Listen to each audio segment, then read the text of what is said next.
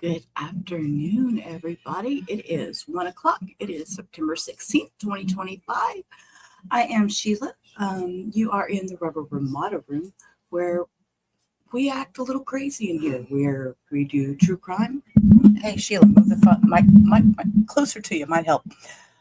Yeah, we do true crime. We do all kinds of stuff. Anyways, I'm off my rocker today. I am impatiently waiting for an Amazon delivery, so y'all might see me dip suddenly.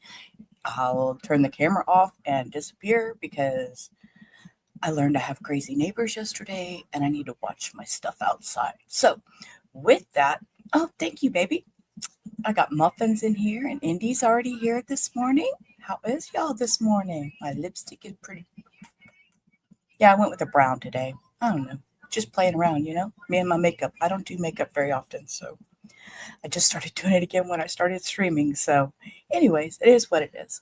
So we are on day 2 with the Florida versus Jose Soto Escalera. He's accused on August 24, 2018. The body of 23-year-old Tania Wise was found in a ditch in St. Lucie County. She was 8.5 months pregnant. They determined that Soto Escalera was married at the time, was the father of Wise's unborn child through DNA, and that Soto had paid Wise $500 to get an abortion, and she didn't do it, and she was 8.5 months pregnant. So, and it's also said that she was to have died from blunt force trauma to the head and throat wounds. So with that, we are going to jump into it.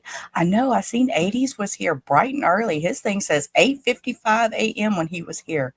Dude, that's too early for me. 8:55, I was stalking my Amazon driver. So, okay, let me get the correct screen up. We'll go there, and let's make this full screen and hit play. Day 2, let's roll. Oh, I got to boost the sound too. Hold up. We'll address it. Oh, it is boost. Okay. We have the jurors. They're on the way up. Okay. Let me go off the record momentarily. Okay, if he's going off the record with that, we zoom. Sheila can't even find her keyboard this morning. I'm telling you, my neighbors, I learned about some neighbors that I have, so, and of all things, they're family. So I have to watch out for them. I was confronted yesterday. It's quite interesting. So, let's see. No talking. And part of Okay, here we go. Yes. I've got crazy neighbors. Ladies and gentlemen of the jury. It's always my custom, particularly in cases such as this that are high-profile cases, even though I know I sound like a broken record, to always remind you the beginning and the end of court session. Make sure you don't get exposed to any extrajudicial information about the case. Don't talk to anyone, including your fellow jurors, about the case. Don't do any research about the case, and avoid all media reports of the case. We're going to continue where we left off yesterday. And Detective Newman, if you could come forward and be resworn for today's court session and take the stand, we'll continue with your direct examination.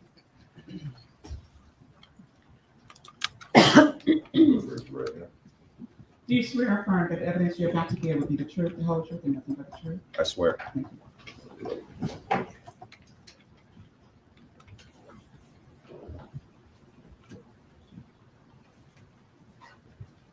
And you may inquire of Detective Newman. Good morning. Good morning, sir. Just for the record, state your name again, spell it. Christopher Newman. Last name is Newman. All right, we wrapped up yesterday with the defendant's interview. Yes, sir. Okay, and as part of speaking to the defendant, did you learn that he was married at the time of this case? Yes. Okay, who was he married to? Debbie Escalera. Okay, and as part of your investigation, do you also then interview other people that may know potential suspects or witnesses in the case? Absolutely. And does part of your investigation also then involve doing subpoenas or issuing search warrants for phone records? Yes, sir. Okay, and as part of your investigation, did you obtain, and I know you asked in the interview, you asked the defendant for his phone number. Did you also get the victim's phone number in this case? Yes. Okay, and did you also get Deborah Soto Escalera's phone number? Yes, we did. Okay, do you recall what her phone number was? I believe it's 989.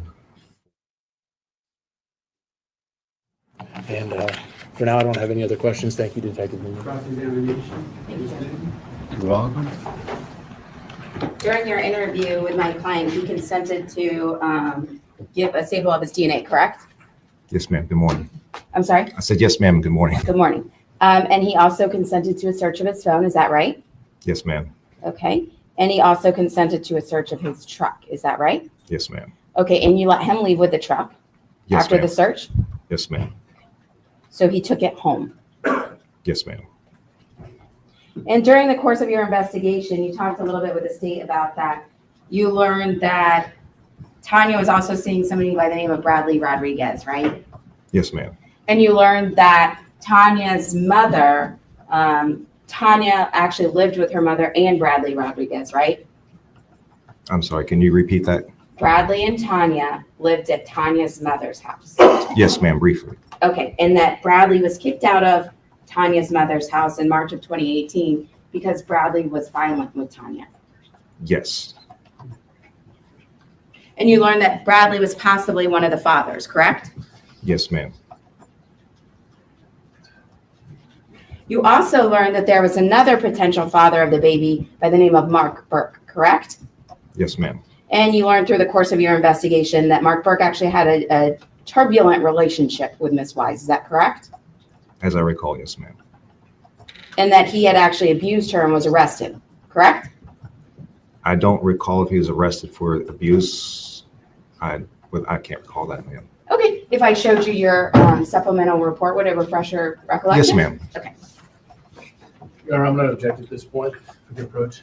Sure.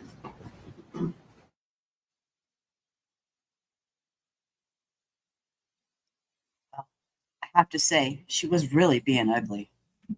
She didn't even say hello to him, good morning, how are you, or anything like that. She was like, jumped right in, and he was like, good morning. Hey, Cindy, how are you? We're already at sidebar this morning.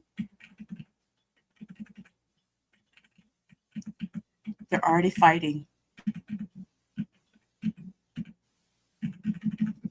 Good Lord, how long is this sidebar? Let me ask you to please step back into the jury room. There's an issue you need to address out of your presence. Please don't discuss the case with each other. We'll be with you momentarily. Okay, jury's got to leave. We're going to have something. We're going to, he does. He looks mean. I need to know what we're going to talk about.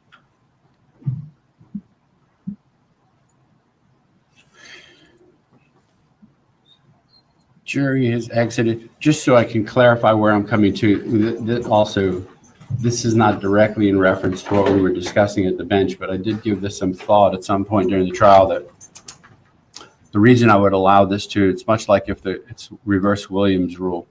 If the roles were reversed, domestic violence, killing, the history between the parties, it becomes admissible. So, who wanted to inquire of the detective on this point as far as whether there's a public record as far as that I arrest? just ran Mark Burke with his date of birth for his CCIS, and I don't see any arrest for domestic violence or misdemeanor battery. Since the jury's out, Detective Newman, what they're trying to figure out is in your report, apparently you had some information about that person being arrested for domestic violence. We were trying to distinguish whether that was based on hearsay that somebody told you, whether there's actually a public record of the arrest that you discovered in your investigation. If you know that off the top of your head, which you probably don't based on what you previously said. That's what they're trying to figure out. I'm sorry, Your Honor, I don't recall that. I remember there was a fraud case from Port St. Lucie that we actually had a report number from. I don't recall any domestic violence getting a report for anything for that. So I see the fraud case, and it looks like it was all for us.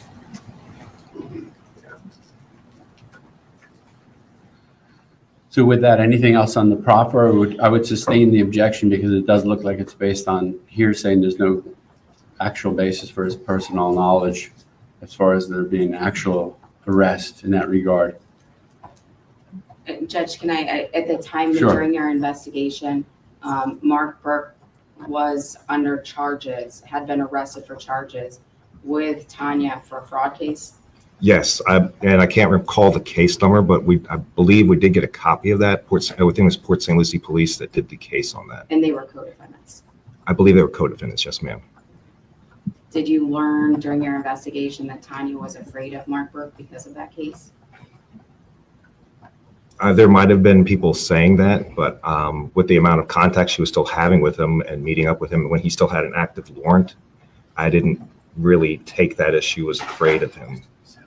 No, I don't want you to misinterpret what I was saying. If you wanted to ask him about that situation, Yes. I'm not precluding that because Yes. that's a separate motive situation. I just didn't want something to come in that was hearsay of an arrest that didn't happen through the other domestic violence arrest. So I'm not precluding that. Yes, sir. And the state's objection wasn't to that. But just to be sure, I don't know if you heard that, there's, as far as the arrest with regard to the fraud situation, that being a separate motive, I'm not precluding that. Well, and I guess my question about, because I'm looking at the fraud case and it says that Mark Burke wasn't even arrested on a warrant in the fraud case until August 27, 2018. So she's already murdered by the time he's arrested. But he knew that the arrest warrant was out based on the evidence he was hiding out at Tomlinson's. Or there's an inference that he knew of the global situation and its Right. possible motive involved. Right. Well, I mean, there's no evidence of that that's been introduced in this trial so far, but. He's about to introduce that. Right. All right, so, but the original objection was to the domestic violence arrests, which we've covered. There is no such arrest. So I'll sustain the objection as far as hearsay. Okay, that's what I was looking into, and I don't see him as having there was a DV case, but there was no arrest to it, is what I'm finding. So whatever happened, like, I don't know if there was a DV case that was opened, is what I'm trying to find. And I'm thinking, from what I'm understanding, is that the murder happened so fast and the warrant for the murder came out before the DV case was completed. Whatever was going to happen with that, I think is what happened. And that appears to be erroneous hearsay information from somebody else. All right, so I think we've at least made some headway clarifying where we are, right? Yes, sir. And I guess, so when I redirect him, are we permitted then to be like, so is there some domestic violence arrest between Mark Burke that you're aware of between him and the victim? And he's going to say no. Because now the jury thinks that they got sent out of the room after she Well, asked the question. that's up to you. I could instruct them to disregard the question because he didn't answer it in the affirmative. He said, I don't know.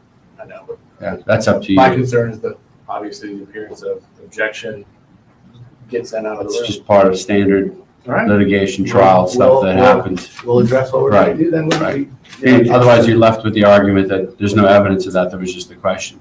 The classic voir dire that I've heard 1,000 times where, didn't I prosecute you for, I think this is your own voir dire. Didn't I prosecute you for this the other day? No, you didn't. That's the question versus the answer. All right, let's bring in the jury and we'll continue. Okay. So we're going to just ignore any DV. We're not sure that it was his. That yellow microphone bugs me hanging like that up here in this corner. I know y'all can't see my mouse moving, but up here in the top left, that yellow microphone hanging down. It looks like those things when you're in the hospital and you're sick and they rub your teeth and your mouth and your tongue with them, those little spongy things. That's what I keep thinking of every time I see it. So yellow sponges for your when you're real sick.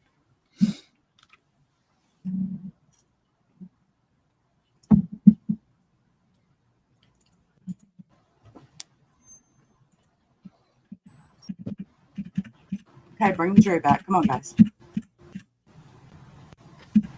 He's just looking spiffy. Jurors with may the have phone some today. difficulty hearing you. Please continue your cross-examination. Thank you, Judge. You're welcome. Sir, in the course of your investigation, you learned that Mark Burke had an active arrest warrant at the date of the murder for a fraud case. Is that correct?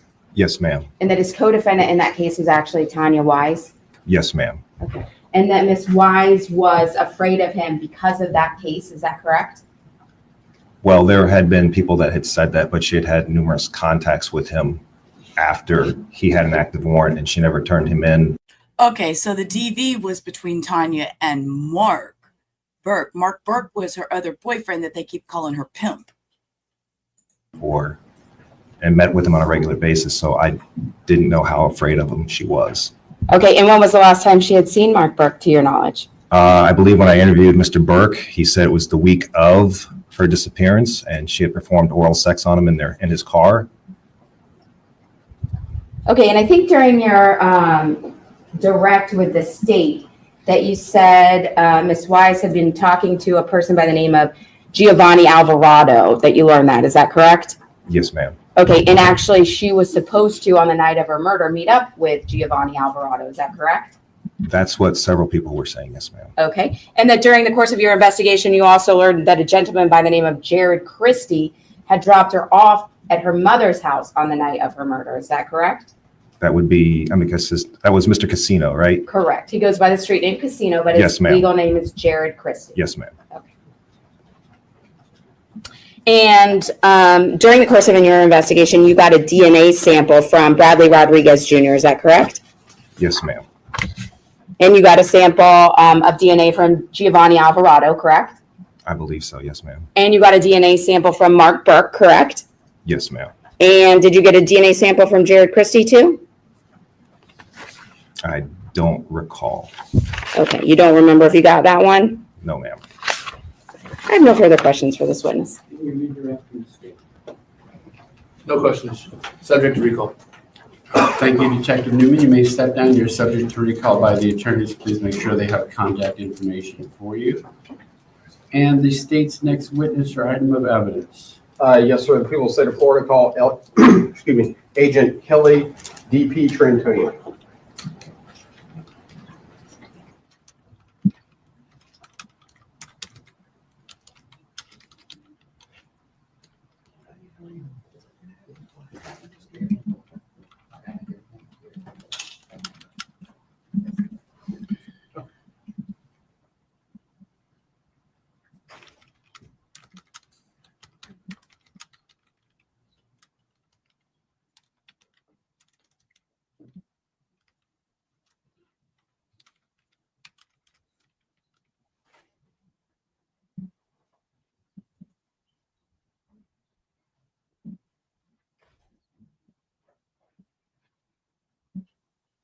Y'all notice this orange? I can't even get my colors right. This yellow suit behind my yellow crime time thing. Y'all see that yellow suit?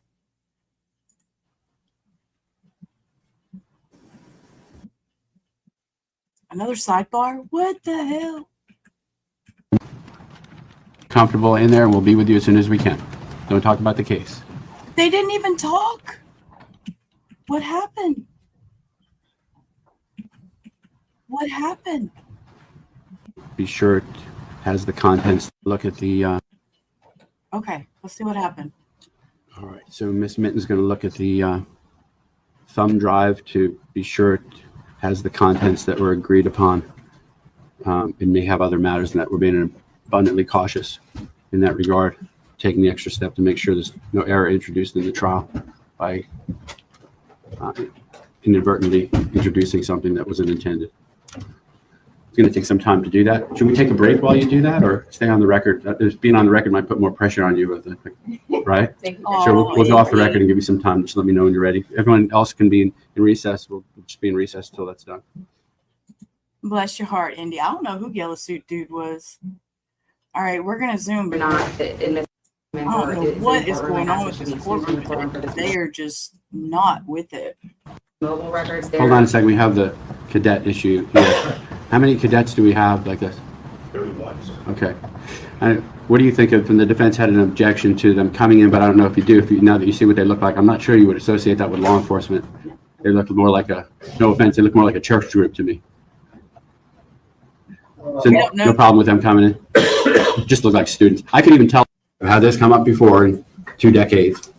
We get the last minute, we didn't sort out the addition, so the way to solve that problem is the item is in evidence. It's not going back with the jury. You play what I ruled on for the jury if they want to come out and rehear that, which would be the same situation here too, by the way. If they want to hear that portion of 169, 170 that overlaps the transcript, we would bring them out. You all would make sure we're not exposing anything on there that's other than what I just said. Similar type of. Okay, so that would be an item in evidence. Part of it would be shown to a jury, some snippets of the recording. Some of the jurors speak Spanish, and do we expect them to then say, okay, I'm satisfied with that, and they're not going to ask to see the rest of it? This is a video with purportedly the defendant making a confession. What are we going to tell them when they say, can we see the rest of the item that's in evidence? No? Well, that's a separate issue. I'm all ears for that separate issue. That harkens back to the concern about whether they're Spanish-speaking jurors. That's something for, I'm not poo-pooing that issue. That's a separate, significant issue for us to discuss. What did he say? Did he just say I'm not poo-pooing the issue? I'm sorry. Y'all have to rewind because I really don't think that's what he said. I think I'm hearing things. Evidence. No? Well, that's a separate issue. I'm all ears for that separate issue. That harkens back to the concern about whether they're Spanish-speaking jurors. That's something for, I'm not poo-pooing that issue. That's a separate, significant issue for us to discuss. It may be, this goes back to, I don't know how the show is going to go.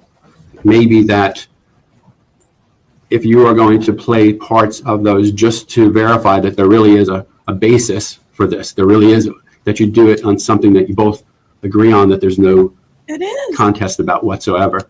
And if they were to ask to hear more of it, which is really the point that you're broaching. Yeah. Maybe right. Maybe the answer to that is they can't listen to it. It could be because of the concern that you have that we're basically telling them. And you both are you planning on calling an expert to say our interpretation is the better one? Because let me just put it this way. Well, I guess one answer I could give you now is, considering all the ground we've achieved here, we may put that off and see if it actually happens. But if it did happen, I would consider saying they can't do that, because what would be the purpose of it other than to invite them to do their own interpretation? Right. Yes, that's true. Conversely, what is the purpose of entering something into evidence if it's held back from the trier of fact? Okay, so what I'm gathering, y'all, correct me if I'm wrong, they're arguing over, first they were talking about cadets being in the back of the courtroom. And then it just flipped itself. It did some little weird thing, black flake thing, and switched over. And now they're talking about Spanish-speaking jurors, and that they're not going to, if they not Spanish, but the witness, they're going to translate, and is one translator better than the other translators? What I was getting out of that, I'm not sure. And so the Spanish, they have a.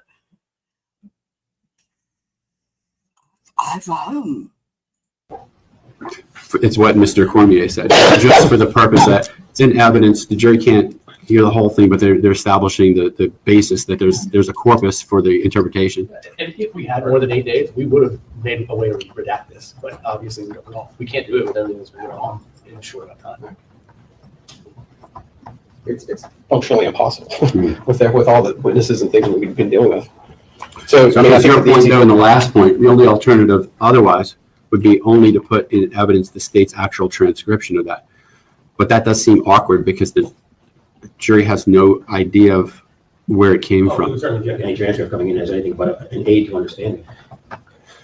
Yeah, so I think the place we landed, imperfect as it is, the best possible outcome. Yeah, right. Do you want me to shore that up as far as, can I do that at this time, not having heard the predicates? I can't do that. Y'all will remember what we did here. Well, I just want to make sure, because this is very important. I had planned that there was going to be an objection, and so I essentially have called enough witnesses to establish almost a super predicate, a way to super authenticate this thing. Mm-hmm. So I've got everybody in the chain. I've flown people in. They're all in the Gary Morales room right now, waiting to testify. So if the defense position is, I can authenticate these only through the translators who will say that these have been enhanced by the FBI, and this is what I use to rely upon when I form my conclusions or my opinions, then that's fine. I just need that on the record now before I release people and they go fly back to their different states, and then all of a sudden they withdraw their objection, and I'm stuck. I'm not sure I understand your concern, but perhaps it's more important that they do. I don't understand it either. I have multiple witnesses who were going to testify as to 183, right? 183 is all the data and videos that were used by multiple analysts to enhance and arrive at the enhanced versions in 169 and 170, okay? If they are waiving their objection to the authentication, then that means I don't have to put in 183, and that means I can release multiple witnesses, and that means I can introduce 169 and 170 through the specific translators who translated each of those respective exhibits. If they're okay with that, then I'm okay with that. We shorten the trial. It makes it easier for everybody. I think it's a win-win for all parties, and we go from there. I want to speak for the defense, but that's what I heard them to say. Okay. However, I would assume you have some witness to say it went to the garbage truck place and retrieved audio and video, because the FBI people didn't do that. So Yes, that's part that's of one it. of my witnesses. Right. They got Right. So you could talk about them agreeing to the foundation. Yeah. That's part of the foundation too. It is, there's the audio and video. But you're talking about not needing the bigger one to get the little ones in, and that's what I heard them to say this very clearly, that we're not going to require that. I just want to be clear, Judge, because we're talking about two separate things. We're talking about witness testimony and we're talking about 183. I wholeheartedly object to 183 coming in because I do not speak Spanish professionally enough to say what is even on 183 to make logical objections to it. When the states, I find that interesting. What she just said, she doesn't speak Spanish enough to make proper objections. So does she need a translator? Do they have one for her so she can understand? I have questions, guys. asking, will I stipulate to a predicate as to 169 and 170? Please, I want it to be clear. I'm not going to object to like a chain of custody situation, but I would require, and the way that I would do it if I was them is I put on the witness, like Your Honor said, I got it from the Wasteboro truck. I sent it to the FBI. FBI agent says, I enhanced it using blah, blah, blah software. And then I sent it to the translators. And then boom, we're at the translators and we're at 169, 170, and then we're off to the races. Mm-hmm. That is what I had expected them to do, not bring in 183 that I don't know what's on that because no one translated that. Right. And to be clear, I just want to be clear, everything that's on 183 has previously been disclosed in a variety of different SAMs and discovery as well. So I want to be very clear about that. I think we're going backwards now. Right. I think the state should go forward. We didn't have a hearing about whether the state is authorized to release its witnesses. You have to do what you do as far as part of this case, as far as whether you want to release them or not. That's up to you. But we had our discussion and it led us there. And Judge, Because I can't foresee everything that's going to happen and be responsible if you release the witness that's relevant for some other purpose that I can't see, and that's not my role. But I think the defense spoke pretty clearly to it as far as how we're going forward. Judge, if I may, since we're on the topic, I don't want to do it in a half measure. We do have a different objection to the translated transcripts. So I don't know if we want to take that up now. This is 169, 170. And then whatever pieces of items of the state's evidence, the two transcripts are that correspond to 169, 170. I didn't hear if they said the numbers of those yet. The actual No, we haven't. transcript. We're not at that point yet. Right. So it would go to more specifically the transcripts themselves. And it's a legal argument. So again, I don't know if you want to take it up now or. It's up to the state. I don't know if anything that we said or determined is contingent on that or if it's completely separate. completely separate, but we need to address this second thing before we can even determine if that transcripts come in. If that makes sense. What is it? Just tell me what your legal issue is. So Sure, it's Martinez v. State. It's 761 Southern 2nd, 1074, about authenticating transcripts in use in a trial. It's a Florida Supreme Court case that lays out procedures for trial courts to follow. And in Martinez, the transcript is in English, and it's still supremely problematic. And the way that the state, I assume, intends to introduce this transcript doesn't even meet the requirements of Martinez. And again, Martinez is in English. So we've added an extra layer of complexity, and I did bring this up before because it's a translated transcript, which makes it even more difficult. And can I give the case here? I think I know that case. I've looked at it in the context of our last hearing we had about this.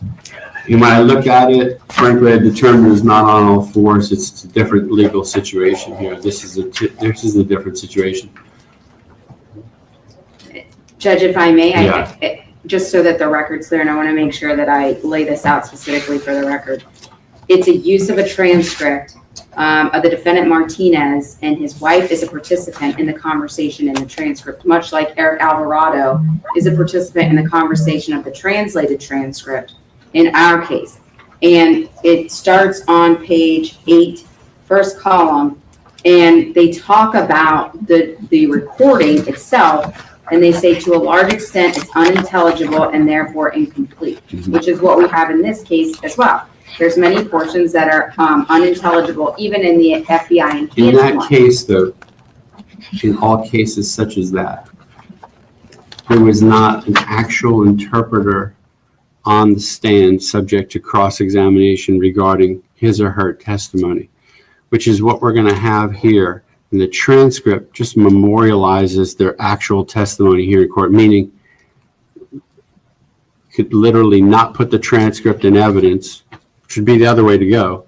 You don't put the transcript in evidence, you just literally have the witness testify verbatim to what he or she translated. So I think maybe we'll it's a different issue than there's something that's not clear, and the judge determines which transcript should go to the jury as being accurate. This is a different situation. What Martinez tells us, and I think what we may be losing sight of here, is the transcript is not the focus. It's the recordings. The jurors their job is to determine the accuracy of the transcript as opposed to what they're hearing on the recordings. How can they do that in this case with the recordings in Spanish?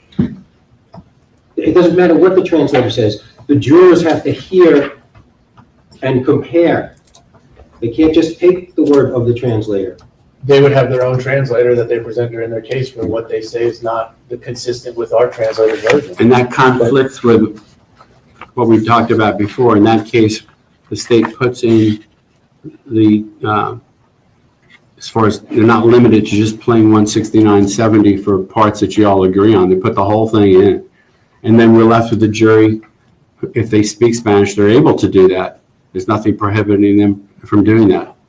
It's a different situation than using a court interpreter and telling the jury, there's a witness testifying in Spanish, just relying on what the interpreter said. So if you can't have your cake and eat it too from the defense, you either put the whole thing in and the jury's left, if they speak Spanish, to make their own determination and judge that and judge the credibility of the interpreter, or we go the other way.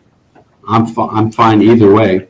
Judge, the other issue that's raised, but which way does the defense? You can't have your cake and eat it too. The other issue that's raised by the case is I like that. You can't have your cake and eat it too, dude. It's not supposed to be a focus of the trial.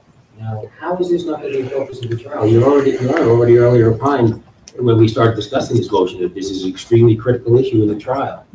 This transcript, and as the Martinez case says, the risk is that the jury, who doesn't really know what's on the recording, is going to artificially enhance the importance of the transcript and treat it like evidence. But that's a risk in this case, and since it contains what is purported to be the confession of the defendant, it's going to be a focal point of the trial, which is not supposed to be a point because of the Supreme Court the case. the interpreter in this case is an expert witness, and the jury can accept or disregard everything that person says. That's what your case is about. You're going to battle of your interpreters, which is what makes this case different.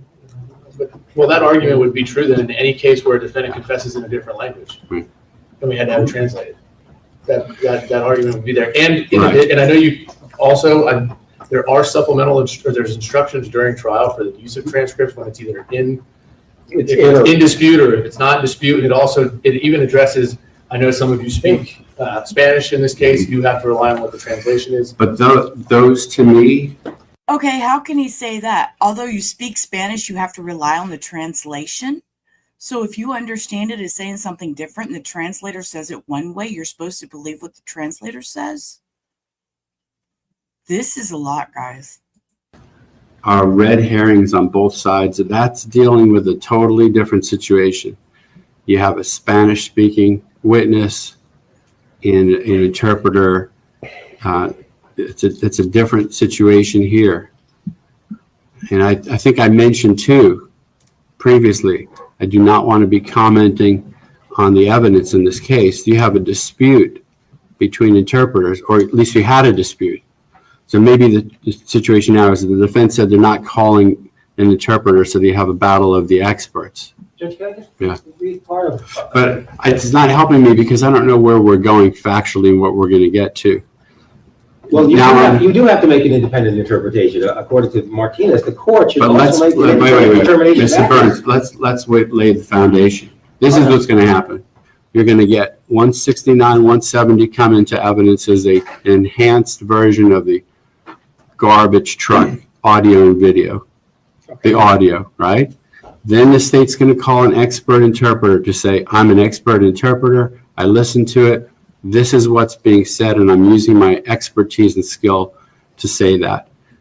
And they're going to go, you could literally have them go point by point. This sentence, the person is saying this. And the transcript of that is verbatim identical to what the testimony of the person was here. So there's really no danger in that. So long as they testify completely consistent with what they've written down, there's no conflict between the transcript and their testimony. The transcript is only there, and my concern with the transcript is they would have to testify to everything that's in the transcript, which goes back to how long we're going to take to try this case. I don't know how long it is. I've asked that question before, but I was told it wasn't that long. But they would have to do that. So the problem would only arise if the witness does not cover all that ground, and now we put a transcript in without them covering that ground to substantiate what's in the transcript. The transcript would really only come into evidence because you all agree it would assist the jury in remembering what the person said if there's a stipulation. If you object to the transcript, I might sustain that and say the witness has to testify verbatim to do that. And you could use the transcript perhaps as a demonstrative aid in your closing argument and say, he or she said this is what it says. I want to make sure I understand. I believe I'm correct that the fundamental task of the jury here is to listen to a recording and match it up with a transcript. Here, they can't meaningfully do that. They'll have an expert tell them what's on the recording, do their job for them, and the court is saying, well, if they believe the expert did the job correctly, that's good enough. How else do you think it would be proved to a jury that doesn't speak Spanish what's being said on an audio, other than to have an expert Spanish-speaking person come in and tell them, I'm an expert in Spanish, and that's what's being said? It's really very simple what's going on here. This is not rocket science to do that. So if you're going to, if the argument is about whether the transcript comes into evidence on its own, which is really what the focus is, that's an issue. But there's no other way in fairness for either side to prove the contents of a Spanish audio than to have an expert in Spanish come in who's really an expert say, this is what's being said, and explain it to the jury. And then the jury gets to pass on the expert witness, just like any other expert. Are they skilled enough? Do I reject their testimony? If I accept it, that's what's being said. And the defense is free to call their own person to dispute it, or to cross-examine the person and, to destroy their credibility by impeaching them. But simple as that. So I suppose the question I would pose to everyone here is, that's the foundation. What I'm telling you is the expert's going to be allowed to come in and say 169, which is enhanced, meaning all the noise was taken out. It's as audible as it can be. That's all that this is. Sure. Is in evidence, and it's there, and they're going to testify as far as the contents of it. The transcript is just to assist the jury in understanding their testimony, which it could be problematic. They don't cover all that ground. So we'll take that when we. If you want to object to that, you can. We'll go from there. I just want to point out one additional thing, Judge, that the Martinez court expresses preferences for certain methods of resolving these matters. The chief method of resolving the matter is to have a participant in the conversation authenticate and verify. We have such a person here. We brought him from Connecticut. The state did. It's Eric Alvarado. The state is deliberately eschewing and rejecting the best method of solving this by keeping that witness off the stand to try and work it through the second, what the Martinez court says is a secondary, second best way of having translators come in and say, this is what's on there. Why are they not bringing the person who was a participant in the conversation in to tell the jury yes or no? Why are we resorting to a second tier answer? Well, I mean, that could be a play that I do, but I'm going to authenticate. My intent was to authenticate this without Eric Alvarado. As the silent witness, as we discussed before. Correct. And there's been a change too. Before Mr. Burns said that, I thought Mr. Alvarado was testifying because all of the arrows were pointing that direction to me. We would love nothing better than to see him in the witness chair. We did a whole thing about, Mr. Richardson with the jury. Witness comes through the door over here. These are the dynamics of litigation. Right. Well, maybe I should be more open-minded to that case, but I've looked at that case. I really have. I don't think it helps me in this particular situation. I think it boiled it down to the essence of what we have here and go from there. That on the issue of the transcript, I'm not overruling your objection. Let's see where the road takes us with that witness. But it may be, if the defense doesn't agree to the transcript coming in, it may be that the witness is going to have to testify verbatim at the witness could use it to refresh his or her memory as far as the interpretation, but they're going to have to look. That's exactly what I was saying. Is they're gonna take the transcript and they're gonna go down paragraph by paragraph and make him say everything to get it in his testimony. And won't they have bilinguals on both sides? They're saying the state's providing it, and they're dependent on the state. Literally interpret it on the stand. You mean as the recording is playing? No, just they would have to say they're going to have to speak the transcript. Yes, Speak and that the was transcript. Yes, that was our original How long is plan it? anyway. Yeah, How long yeah. is it? So How long is the recording? well, exhibit 169, Yeah. I think, is 12 or 13 hours. Oh, we'll Right. just be here till next year then. Right. You'll be here. I won't be here. Right. The translator can't listen to it. Right. That's why we're not going to play it in its entirety. It's practically impossible. So our intent was we're going to call these translators, and they're going to we're going to have them testify as to their transcripts, and that would be the evidence. And we could have a second party come in and play both of the participants. So one translator is going to play one participant, and then a police officer is going to come in and play the second participant. And I think it would be probably less than an hour, or probably about an hour or so for each of these to come in. To put it in a better context for the pagination, I think that the transcript for the August 24th, I think, is around 16 pages. For the FBI translation for the multi-day, I think it's 44 or 45 pages. So that's what we're talking. We're not talking hours and hours and hours of playing video that nobody can understand. We're talking about people testifying regarding the transcripts. All right. So why don't we do this? We'll just see where the road takes us. I don't think I can address anything at this juncture until we get there. Will the court be open to the standing objection that these transcripts will become a focus of the trial improperly as this evidence comes in? I'm not going to answer that now because I'm not committing to the transcript coming into evidence, period. I'm just allowing the witnesses to testify as to the substance of they heard what's on 169, 170, and this is what's being said. it's possible it might come in and may not even have an objection, because in my world, it's going to completely overlap. Anyway, you follow me? Yes. Yeah. That may just suit both sides, to do that, but especially if the amount that you said, that could be done. Yeah.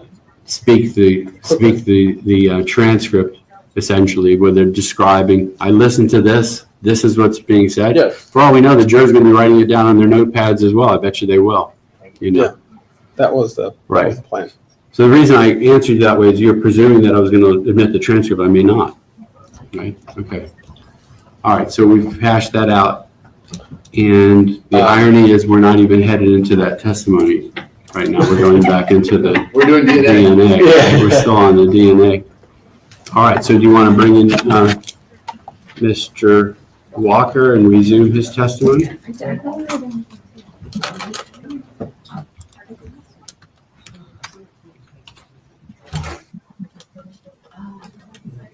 We didn't get Mr. Walker started, dude. What do you mean?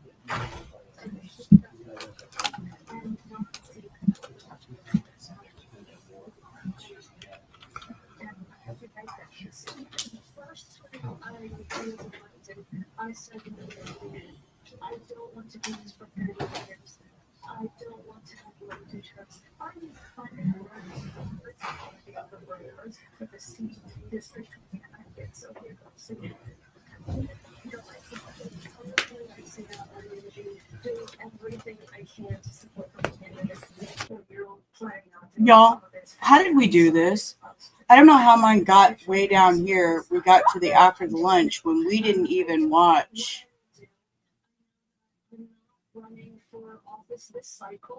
What happened? We missed this whole testimony of this. We were going to have, I'm so sorry. If the voters will have me, I would like to be elected office again. I think that. All right. The jury is present, and you may proceed with your next witness. Agent Kelly D.T. Trantonio.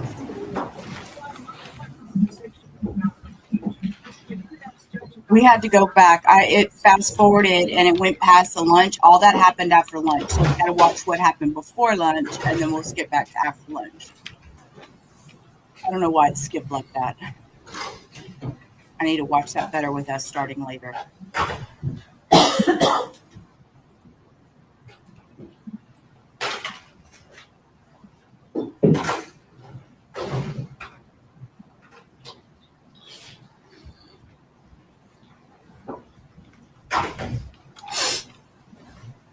Now, if you could raise your right hand if they support. You swear or affirm that evidence you're about to give will be the truth, the whole truth, and nothing but the truth? I do. Head over to the witness box. And you may inquire with the witness.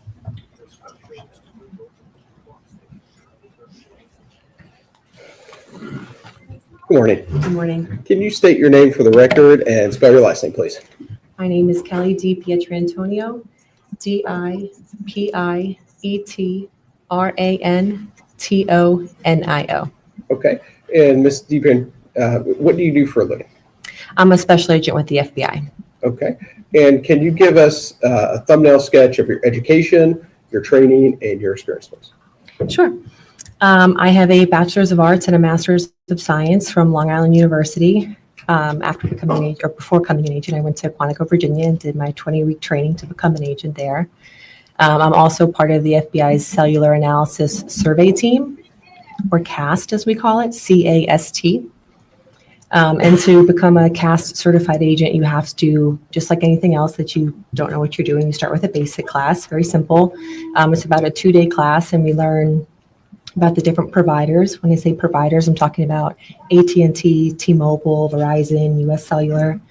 And they show us the records that they maintain, why they maintain them, how they maintain them, what they look like.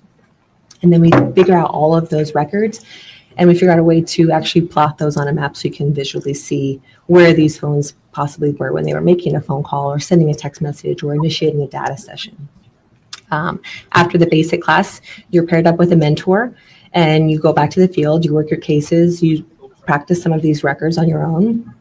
then you can get invited to the advanced class. And that's just like the basic, but just a little more nuanced. You learn Google, Facebook, Snapchat, car records, very similar to how you can track a phone, you can track a vehicle. So we work with all of those. And then if you do well, again, in advanced, you continue working with that mentor, you go back to the field, you work on those cases and practice working with those records. After that, you can get invited to what's called CIRA. That's the Critical Incident Readiness Assessment, or CIRA. In CIRA, you walk in, it's not an instructor-based class. So you walk in and your teachers will say, okay, today there's a missing 3-year-old in Miami-Dade County. This is the phone number for the child's father. He was last seen with them. Find the child. And again, it's a training environment. So you have to ask for the appropriate records in order to find that child and then present your findings to your colleagues, to a team that's ready to go out and knock on doors and look for this child. If you do well in that, again, you go back, practice with those records, come back, and you can take the certification course. The certification course is 2 two-week sessions broken up into what we call Cert 1 and Cert 2. In Cert 1, you will actually get a chance to sit down with the providers and meet with the custodians of record and the engineers. The custodians of records are the folks that actually pull the records for you when we give them subpoenas and search warrants and exigent requests. And the engineers are obviously the folks who create, modify, and optimize the network so that we stay customers, because these are billion-dollar industries, right? And they want to keep doing that, keep making money, and keep us as customers. So that's a really great opportunity. The second part of Cert 2, in Cert 1, we also get about a semester's worth of training on radio frequency theory from professors from the Florida Institute of Technology. So it's the same professors that are teaching folks who actually go out and do this for a living, engineers in the field. In Cert 2, we have the opportunity to learn a new software that we use. It's called ESPA. And then we also learn a new piece of equipment. It's called the Gladiator Autonomous Receiver, or a GAR. If you remember those old commercials, I think they were Verizon, where the guy used to walk around and he used to go, "Can you hear me now? Can you hear me now?" Basically, what the receiver does is exactly that. It will drive every single block in a neighborhood and will act as though we're making a phone call, and will be a Verizon phone, a T-Mobile phone, a Sprint phone, an AT&T phone, and it'll say, "Can you hear me now? Can you hear me now? Can you hear me now?" And it'll actually figure out what the footprint of that tower is. So if I were to communicate with a tower, or if I was making a call, what tower would I connect to? In order to connect to a tower, one, very important, the phone has to decide which tower I'm going to connect to. And it does that based on what it views as the clearest, strongest signal for itself at that time. After that, if you're anything like me, and you start your day as soon as you get in your car, you start making calls. I live in Broward County, so I'll start making my call at my house, and then I'll drive down to work, and sometimes I go down to Miami. So the ending.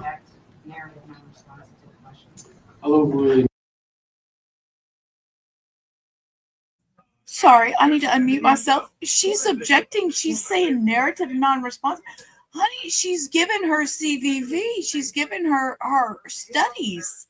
What happened here? Objection is. So the ending.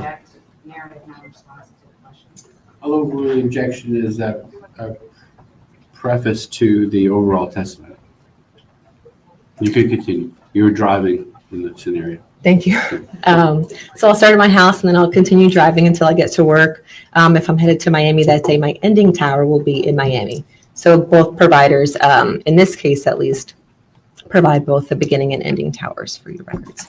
And then you'll actually take a case in Cert 2 at the end of your training to a moot court. So it looks just like this. We go to a real courtroom and have defense attorneys and prosecutors that come in and help us. We take a case from initiation. We look at the records. We analyze those records. We create a report. We do a drive test to figure out the footprint, or what we call the ground truth of those records. And then we present our findings in a trial situation. Okay. And how many of these analyses that you previously described have you actually conducted and performed during your career as a special agent for the FBI? Well, not every case that I do goes to trial. So I'm looking at phone records on a weekly basis. So I've looked at over 100 phone records, well over 100. But trial is not typically that many. Okay. And how many times have you testified in a court of law regarding these phone analyses that you previously described? Regarding phone analysis, probably about 11 or 12 times. Okay. And you're doing these analyses on a weekly basis? Yes, most of the time, yes. Over the course of how many years? I became certified in 2021, but I started my first basic class. I was a tactical analyst beforehand, but you are not allowed to be certified in that position. But I took that class in 2016, so I've been working with these records since 2016. Okay. And were you previously provided with phone records with respect to this case, the state of Florida versus Jose Soto Escalera? I was, yes. Okay. And were you specifically provided with Sprint records where the subscriber, in which the subscriber was the defendant, Jose Soto Escalera? Yes, I was. And were you also provided with T-Mobile records where the subscriber was a fellow by the name of Bradley Rodriguez, who paid for the phone for Tania Wise, the victim of the case? Yes, I was. Okay, I'm going to show you this particular item of evidence, which is a flash drive. What is on that flash drive? These are the records that I received from both Sprint and T-Mobile for this case. Okay. And did you, and when you say records, are these voluminous records? They are, yes. Okay. Did you rely on those records to arrive at the conclusions in your case, in this case? Absolutely, yes. Thank you. Okay. And I am going to show you what has been marked as states 148 for identification purposes. Do you recognize that? This is the report that I generated for this case. Okay. And what is, and you said it's a report. Go ahead and describe for the jury what data you looked at and how you analyze that data. Sure. So phone carriers maintain a couple different kinds of records. The first is what's called the call detail record. If anybody remembers getting paper statements in the mail, you have a couple different columns. It's obviously one, your phone number, who you called, who called you, the date and time of that call, the duration of that call. It looks very similar to that. The only difference is with the call detail records is we have some tower information. So it'll actually tell us what tower you utilized to make that phone call, receive that phone call, send that text message, or receive that text message. Same with the data session. So we take those records and we marry them up with what's called the tower list. Phone companies are required to keep a tower list, and it's basically every tower within their network. But the call detail records, sometimes they'll refer to the towers as tower 1, 2, 3, 4. So we have to go to the call detail, to the tower list, I apologize, and see where tower 1, 2, 3, 4 is actually located. And that will give us the address and the lat long of that tower. So we marry those two together to figure out, again, where these phone calls were taking place. Okay. And the report in front of you, does that distill your analysis down to paper form? In other words, does it show the geographical area where these two phones were on the night of August 23rd of 2018? It does, yes. Okay. And is this a fair and accurate representation of the report? It is. And is it true and correct? It is. Okay. Your Honor, the state moves into evidence. Exhibit number 148. Any objection to 148? Let me just see it real quick.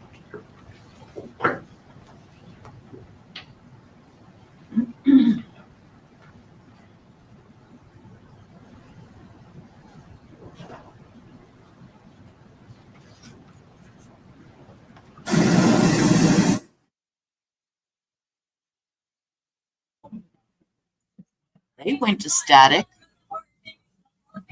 So maybe they went to a sidebar again. I didn't say so. They just went to static. Yep, they went to sidebar without telling us. Zoom, zoom, zoom, zoom. Ooh, they're just chatty up there. It's a long sidebar. They don't ever do sidebars this long. 48 will come into evidence. Dismissed. Y'all go sit down. Court's ruling 148 will come into evidence. And ladies and gentlemen of the jury, I did want to highlight something. If you recall, the beginning of the trial, and several times I've described to you the difference between demonstrative evidence and actual evidence. The significance of that is when something is actual evidence in the case, it will go back with you into the jury room. And when it's demonstrative, can be used here in court to explain other evidence. So just bear that in mind. There was a reference earlier to a thumb drive, which is just used demonstratively to explain the actual summary that's come into evidence at this time. In case you were wondering about the thumb drive, is not actually in evidence for later purposes. Thank you, and you may proceed. Thank you. Okay, so why don't you, and we'll go ahead, is this the first page of your summary, is that correct? It is. Okay, and let's walk through and just make sure that we're specific here. There are 2 phone numbers, correct? Correct. The first is 772-607-0257.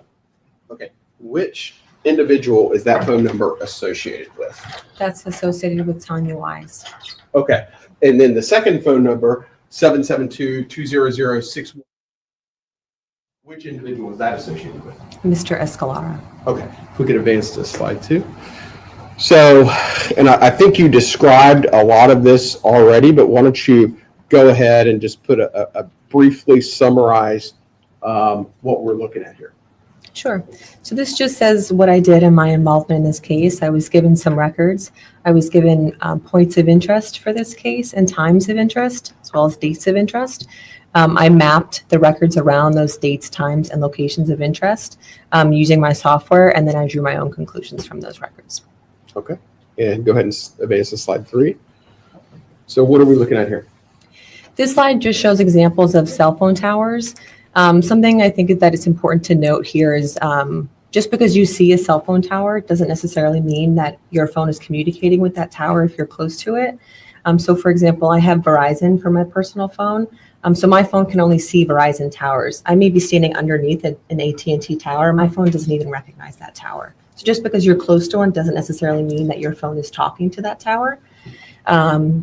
And then something else just to note here is that carriers nowadays, depending upon the location, will try to have the cell phone towers blend in. They're not always these ugly structures on the side of the road like maybe we're used to seeing. So I think that cactus on the left-hand side there, I think that is in Arizona. I think Wyoming has one that's kind of built into like a billboard of a bison. So again, just because you see them doesn't necessarily mean your phone's talking to them. And just because you don't see them or potentially don't see them doesn't necessarily mean they're not there. Okay. And we'll go ahead and advance to the 4th slide. Okay. Why don't you describe for the jury what we're looking at? Sure. So most towers have 3 sides.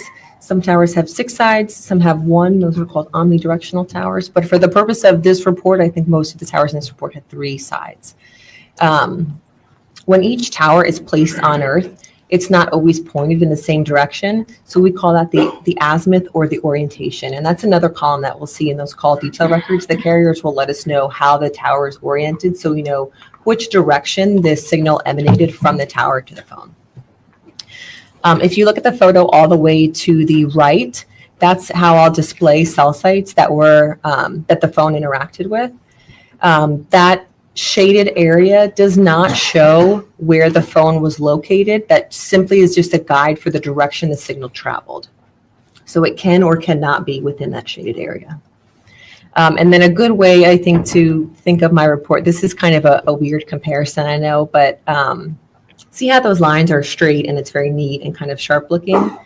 I like to compare that to almost like a cherry pie at Cheesecake Factory. It always comes really neat. The sides are straight. But if you ever cut a cherry pie at home, it's not neat. There's cherries that fall out. And even if you were to smack that cherry pie at home, typically it's still going to be that wedge shape. And you can tell it's a pie, right? But you may have a couple crumbs that are not attached at all at that point. And that's actually a more realistic depiction of what the footprint of a cell tower actually looks like. Radio frequency is not a straight line, it's jagged. So just keep that in mind when we're looking at the report. The report has these sharp lines just to show a direction or again, as a guide. But radio frequency does not travel in a straight line like that. Okay. And why don't you go ahead, I think this is a good point to go ahead and describe to the jury some of the limitations of your analysis. You Sure. mentioned that the analogy of a cherry pie kind of falling out. Why don't you go ahead and describe that for the jury? Sure. So a couple things just to take into consideration. These records are maintained by the cell phone companies. I don't know who's holding the device at the time. If it's a phone call, I don't know what was said on that phone call. If it's a text message, I don't know what was written in that text message. If it's a photo, I don't know what the photo is of. Same thing with the data session. I can't tell that they logged onto Facebook or they sent an email. I can only say that the phone interacted with this tower at this time on this date. So just something to keep in mind throughout the report. Okay. And if we could advance to slide 5. Yeah, please. Thank you. Go ahead. Time in advance is another record that the telephone companies keep. This is what we consider the golden standard.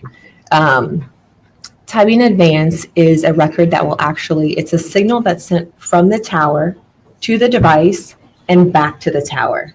And based on the amount of time that it takes the signal to go from the tower to the phone and back to the tower, we can figure out with a mathematical equation based on radio frequency and how it travels at the speed of light, how far away that phone may be at the time that it made that phone call or again sent that text message. But however, for time in advance, it's important to note that you don't have to be making a phone call to get a time in advance record. You don't have to be sending a text message, and you don't have to be within the footprint of that tower to talk to a tower. Time in advance is completely up to the network, and whatever tower wants to take a measurement of itself to the phone and back to itself can do so. So sometimes you'll get time in advance records that are very far away from the phone, and the phone is clearly not within the footprint of that tower. That's normal for time in advance. That's not typical for a call detail record. Okay. And if we could advance to the next slide, please. Okay, what are we looking at here?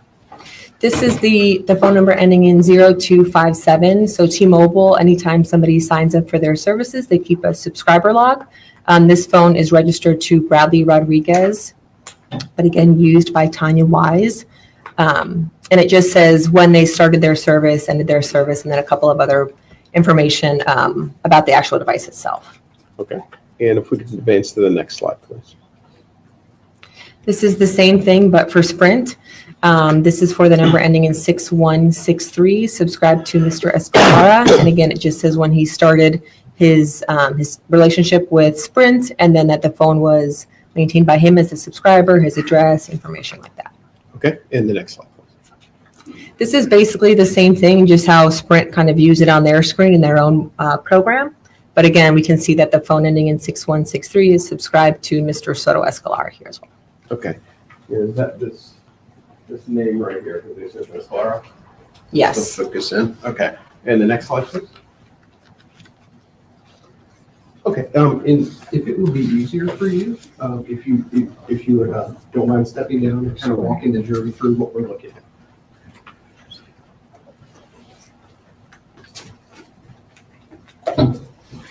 So here we are on the next slide. Go ahead and tell the jury what we're looking at. So all of these green dots are T-Mobile towers. They make up the T-Mobile network. All of the black dots are Sprint towers, and they make up the Sprint network. I was given, as I said earlier, a couple different points of interest for this case. The first being this red flag here. That's the location of where the victim's body was found. The second here is this green flag. That's the victim's residence, or Mrs. Wise's residence. And this yellow flag is Mr. Escalera's residence. Okay. And go ahead. I didn't mean to cut you. You can see that the towers are kind of spread out here. This area is not super densely populated. If you were to go to an area like Manhattan or Los Angeles, you would see a lot more towers, a lot closer together, much more packed and condensed. But because this area, we have less people, less devices, less people that need resources from each of the towers, you have less towers. They're a little more spread out, especially like in areas like this. I'll point out over here, you don't have a lot of towers. That's just because there's not a lot of people living there. It's very rural in this area. Okay. In the next slide, please. Okay. So here we have some time in advance records and some call detail records or phone calls that were made. I'll start with this one over here. See how this arc is a little bit darker than this one? That's only because there are actually quite a few time in advance records that are almost pancaked on top of each other here. So the first one we'll look at was on August 23rd, 2018 at 8:06 p.m. And that's this outermost arc here. You can see that there's a little area that's just a little bit lighter, a little further west. That arc was 1.73 miles from the tower. This arc relates to the phone ending in 6163 used by Mr. Escalera. So that's telling us that the phone, used again by Mr. Escalera, was in an area consistent with the defendant's residence, with his own residence. And then if we look here at 8:07, 8:08, and 8:18 on that same day, August 23rd, Mr. Escalera's phone moves just a touch eastbound. And that's that darker shaded area here that we have 3 different, again, kind of pancaked on top of each other, time of advance records. Now, if we continue on at 8:18 p.m., the phone again moved eastward closer towards the victim's residence. And we see that that arc was 0.94 miles away from the tower at that point. If we look here, these are all the phone calls that were made on this day from 8:06 p.m. through 8:18 p.m. on August 23rd. Let's look at the first one here. At 8:06 p.m., we can see that our target phone, the phone ending in 6163, used by Mr. Escalera, called a number ending in 0257. That was actually the phone that belonged to Tania Wise. That call lasted 38 seconds. It was a voice call, and again, it was from Mr. Escalera to Ms. Wise. Now, because we have Mrs. Wise's call detail records, we see that same call, but incoming to her phone right after. So it took about 2 seconds for it to register to get to her phone. And then again, the call lasted 32 seconds on her side, and it was an incoming call from Mr. Escalera's phone.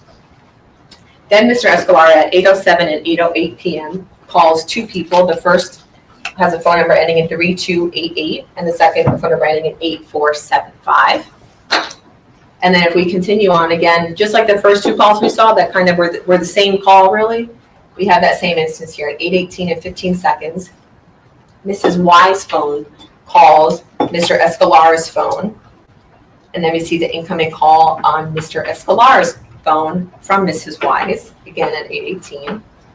And then we have another instance of that repeated call again at 8:18 and 15 seconds approximately later. Mrs. Wise's phone calls Mr. Escalera's phone, and then we see that incoming call to Mr. Escalera from Mrs. Wise's phone on his record. All of these calls were made from a tower right here, right where those 2 sectors kind of intersect. Okay. And the tower, what can you say about the tower, the final tower that's that those calls communicated off of?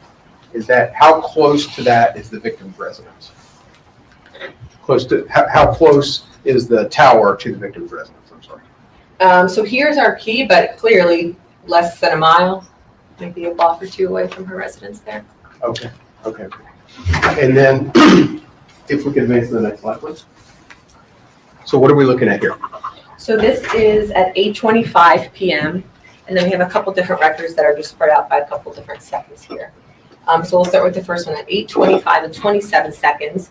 We have a call, an outgoing call from Mrs. Wise's phone to a number ending in 6163, which we now know is the phone used by Mr. Escalera. And that was done via this sector here pointed eastbound, the green sector. All of the green calls, if I didn't mention this earlier, belong to Ms. Wise, and all of the black calls in the black sectors belong to Mr. Escalera. At 8:25 and 28 seconds, we have again that same duplicative call, but on Mr.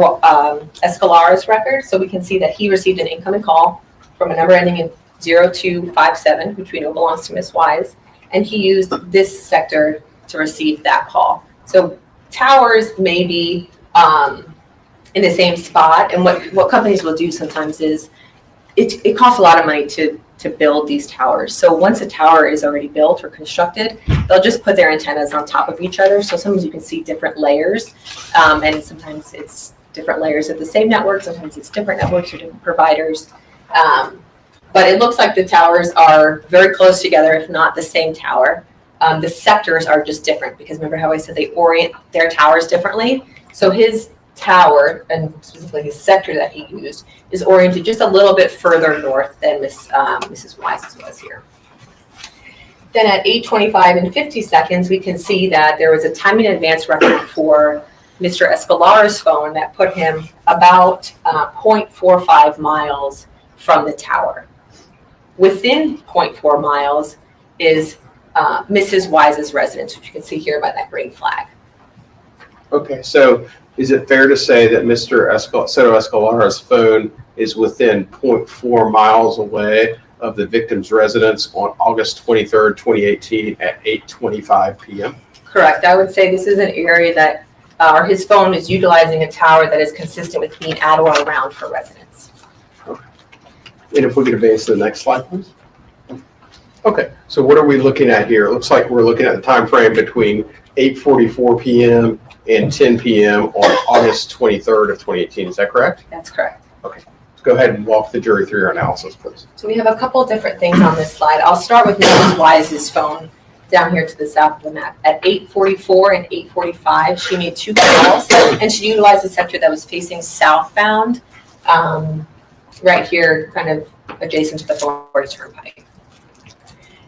Both of those calls were outgoing to numbers ending in 2218 and 7301. And here, typically on the other side, we saw a duration. Here it says -1. That's just a nuance with T-Mobile records. Sometimes they don't maintain the duration for certain calls.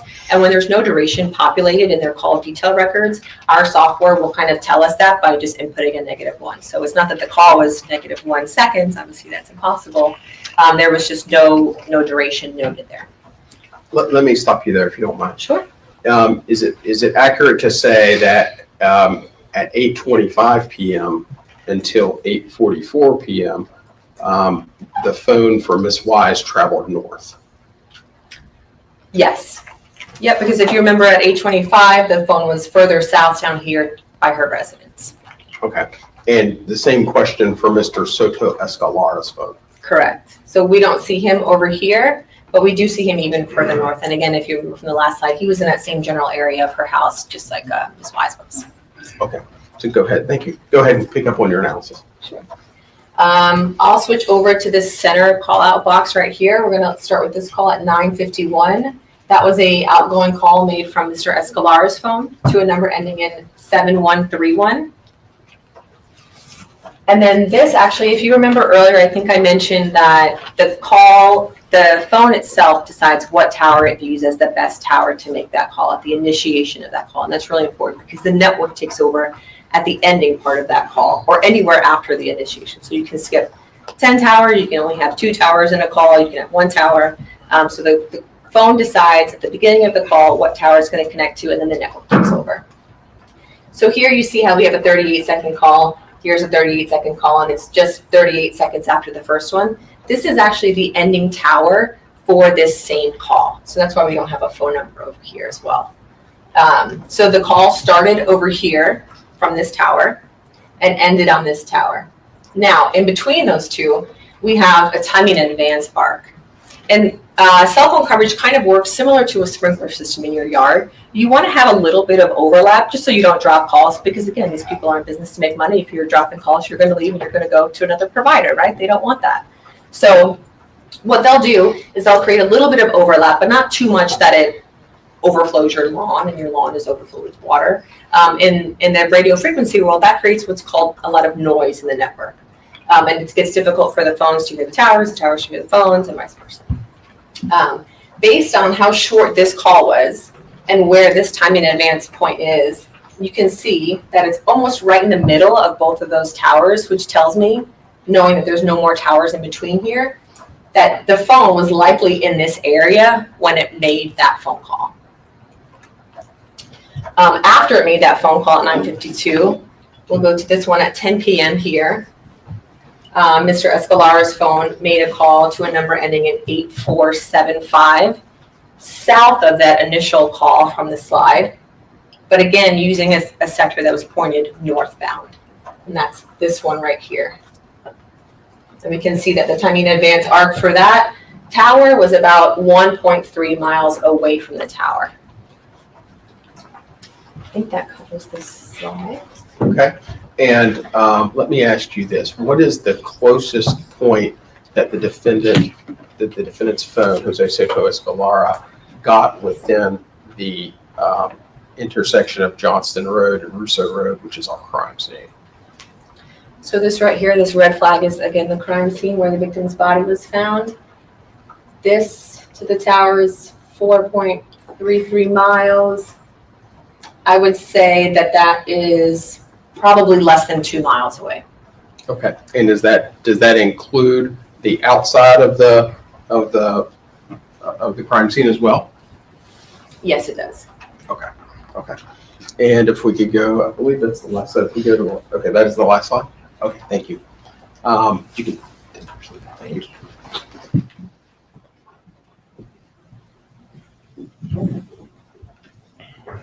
Okay, Agent DP Trantonio, thank you very much. I have no further questions. Defense counsel may have some for you. Thank you. No cross touch, thank you. May this witness be released from her subpoena at this time? She may. Any objection to releasing her? No objection. Thank you, Agent DP Trantonio. You are released from your subpoena. You're free to stay or leave as you wish. Thank you. Thank you. And the state's next witness or item of evidence. Donna Carmichael with the St. Lucie County Sheriff's Office.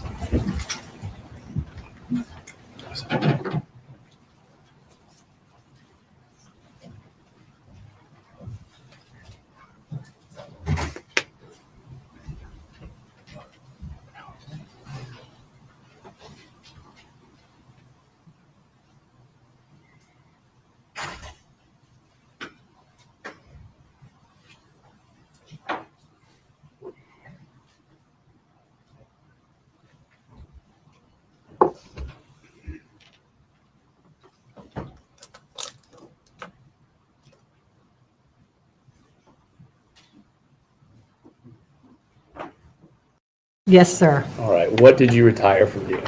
I retired from the St. Lucie County Sheriff's Office. I was the crime scene supervisor there. All right. And if you could tell the jury, how long did you work for the St. Lucie County Sheriff's Office as the crime scene supervisor? I worked for the Sheriff's Office for 31 years. The first 11 years, I was the evidence custodian.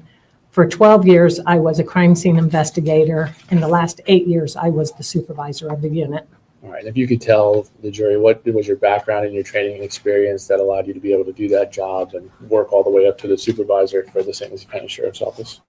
I have thousands of hours of training through different organizations such as the FBI, the American Institute of Applied Science, West Virginia University, North Carolina Justice Institution, the International Association of Identification, and LEVA, which is Law Enforcement Video Analysis, and other forensic discipline organizations.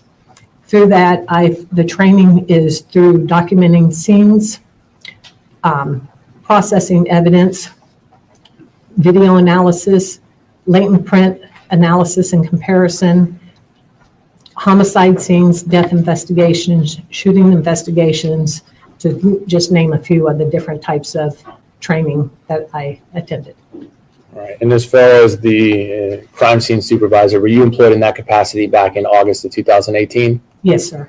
And were two of the other crime scene investigators, Kayla Lim and Janine Hiller, did you supervise them at that time? Yes, sir. And did you provide assistance to them in working the homicide case of Tania Wise? Yes, sir. What was your involvement in the case as far as the collecting and the documentation of physical evidence? Well, there was several different days. We worked on this case for multiple days and weeks. On the initial scene, I assisted CSI Hiller with the documentation of measurements, because of course you need two people to hold a tape measure and that. And then when it came time to examine the victim, I assisted with the examination by allowing her to be able to take photographs while I adjusted the victim, moved the victim for her so that she could take photographs. All right, so now let's go to August 25th, 2018. Did you assist in the collection of evidence from the defendant's truck? Yes, I did. Okay. And what I'd first like to just show you is some photographs that have been marked. And those have been marked as case exhibits 171 through 182. You can just tell me if you recognize these photographs.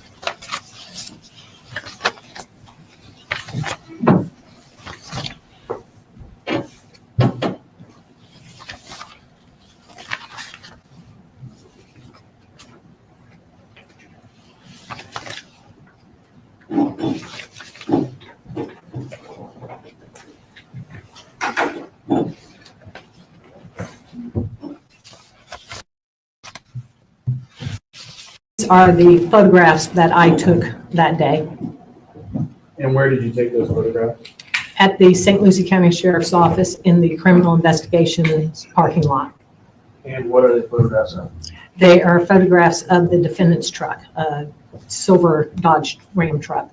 Do those photographs accurately reflect the defendant's vehicle as it was at the St. Lucie County Sheriff's Office on August 25th of 2018? Yes, sir.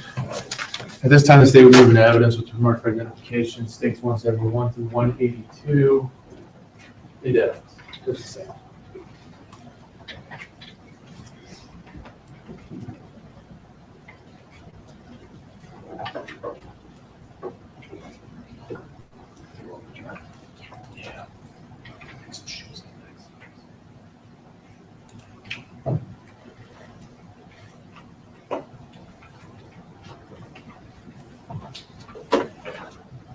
Any objection? No objection, Judge. Those items will come into evidence at this time without objection. Publish these photographs.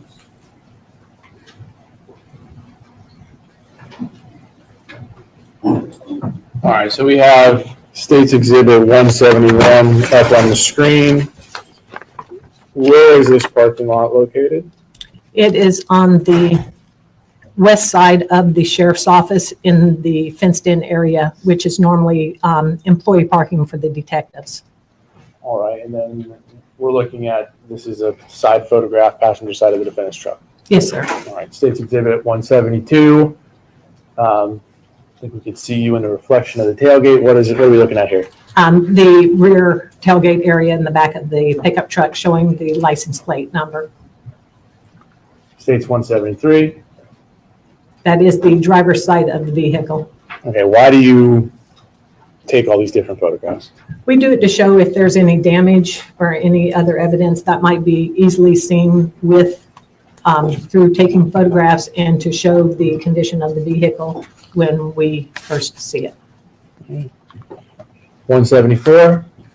That is the front area of the vehicle to show the front quarter panel and driver's area of the vehicle. 175. And again, the actual front of the vehicle to show what it looks like. 176. That is the bed of the vehicle. 177. Just a different angle, making sure we can get all of the areas of the bed. Let's see, 178. This is the interior section of the driver's side of the vehicle. 179. This is a close-up so that it captures the center console area in the seat and to show that the items on the seat. 180. This is the back driver's side seat showing that area. 181. A pair of shoes that were on the floor of the vehicle. And 182. The bottoms of the shoes. Now, in addition to photographing the defendant's vehicle on that day, did you and Ms. Lim also do swabs of the vehicle? Yes, we did. Okay, and did you work on the driver's side of the vehicle while Ms. Lim worked on the passenger side? Yes, sir. Okay, at this time, I'd like to show you what's been previously marked as State's Exhibits 152, 153, 154, and 160.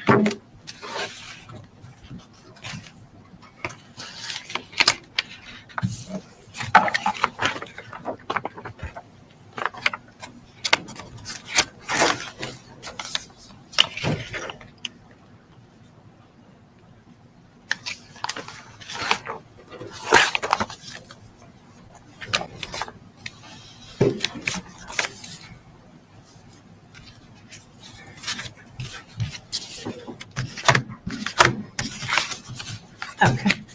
Do you recognize these items? Yes, sir. All right, then as far as 152, 153, and 154, what are these? There's DNA swabbings that I did of the interior of the truck. Okay, and if you could describe for the jury just briefly, how do you do that? What we do is we take sterile swabs that are packed, 2 swabs come in a package together. They're sterile, and we open that package. We have small vials of sterile water that we will moisten one of the swabs with the sterile water and leave the other swab dry. We keep the two swabs together when we're swabbing an area so that they're together. Then we will rotate the swabs while we are swabbing the area and then put the swabs back in the sterile package, and then they go into an evidence envelope. All right, as far as State's Exhibits 152, 153, 154, are those swabs that were taken from the vehicle? Yes, sir. And then State's Exhibit 160, how do you recognize that exhibit? It has my handwriting and information on the package. And what is that exhibit? It's hairs that was found on the right shoe. The shoes from those pictures? Yes, sir. At this time, the state would move in evidence with marked for identification 152, 153, 154, and 160. No objection. Those items will come into evidence without objection. So as far as that day with that truck, is that the extent of your involvement with that vehicle? Yes, sir. All right. So in addition to taking those swabs, did you also take some buccal swabs in this case? Yes, sir. Okay, and what is that? A buccal swab is basically a DNA swab to collect a person's DNA. And what we do is we have special swabs that come in special tubes that we can swab the interior of a person's mouth. And we take two different swabs and swab each side of the mouth, one swab on one side and one swab on the other. And then those are submitted to evidence. All right. So in this case, did you take a swab of the defendant in this case, Jose Soto Escalera? Yes, sir. Okay. I would like to show you what's been marked for identification in State's Exhibit 161. You recognize that? Yes, sir. How do you recognize it? My handwriting is on the package. All right. And is there any identifying information that shows it was you that did this swab? Yes, sir. It has my initials and my ID number. What was your ID number back then? 1030. Okay. And what is the date that you took this swab? 8/25 of 2018. Okay. Do you see the person that you took the swab from, Jose Soto Escalera, here in the courtroom today? Yes, sir. If you could you point to that person, identify him by an article of clothing? He is sitting over to my left. He is wearing a black jacket and a blue colored shirt. Okay, so that's the person that you swabbed, and that's the swab that's inside of this envelope, State's Exhibit 161? Yes, sir. All right, this time the state will move in evidence that's marked for identification of State's Exhibit 161. No objection. That item will come into evidence without objection. Did you take some other buccal swabs and some other people in this case? Yes, sir. And would those be Giovanni Alvarado, Mark Burke, and Bradley Rodriguez? Yes, sir. All right, this time I'd like to show you what's been marked for identification of State's Exhibits 162, 163, and 164. 164.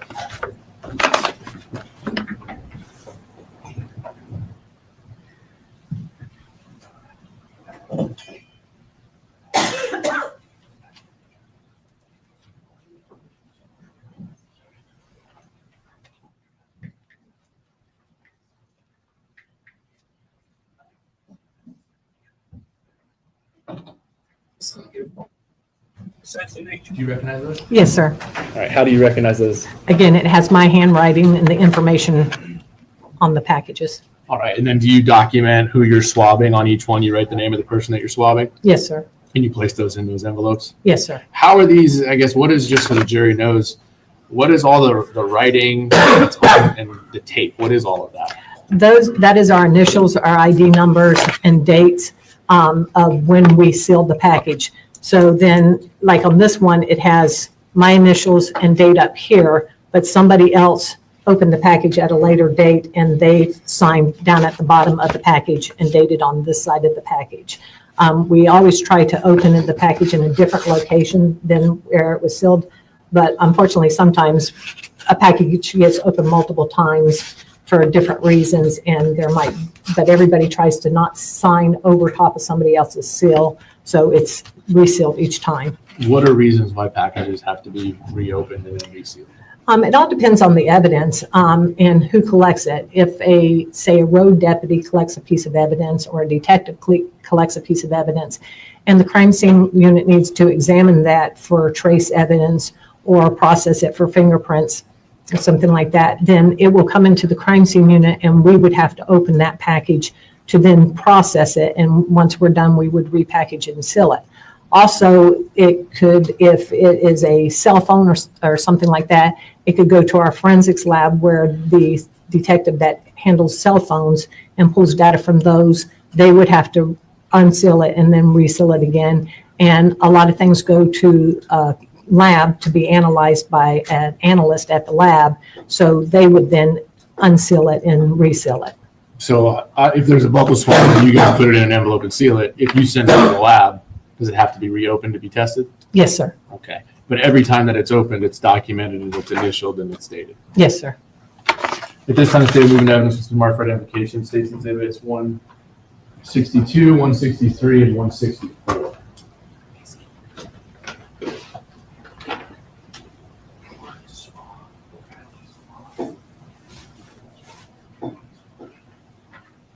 Any objection? No objection. Those items will come into evidence without objection.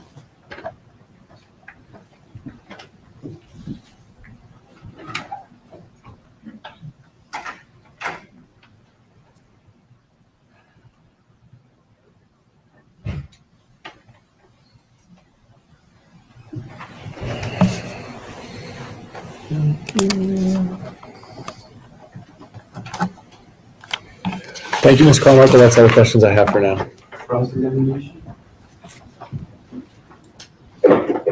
Yes, ma'am. When you took photos of my client on August 24th, 2018, you did not see any visual injuries or abrasions, correct? Correct. And at that time, my client gave verbal and written consent to give his DNA, right? Yes, ma'am. And swab his truck. Yes, ma'am.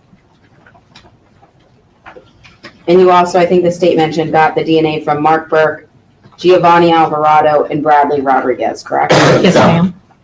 Bradley Rodriguez Jr., I should say. I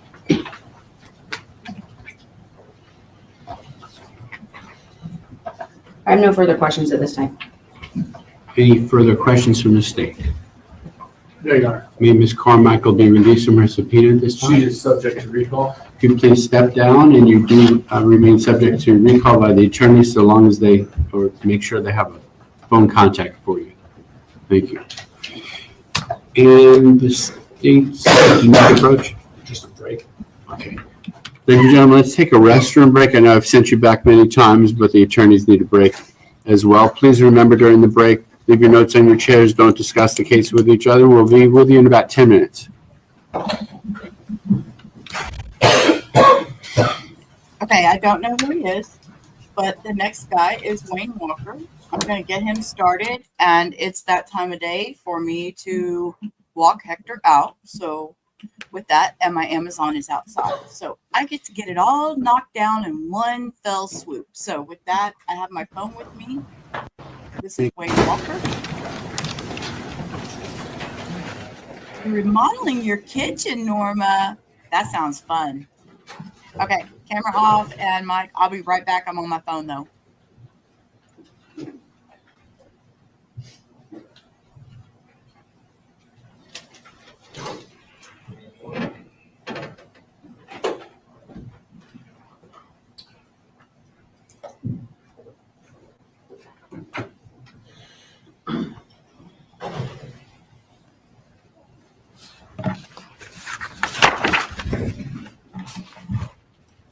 Sir, if you can go forward, raise your right hand, face the clerk. Do you swear or affirm that evidence you're about to give will be the truth, the whole truth, and nothing but the truth? I do. Thank you.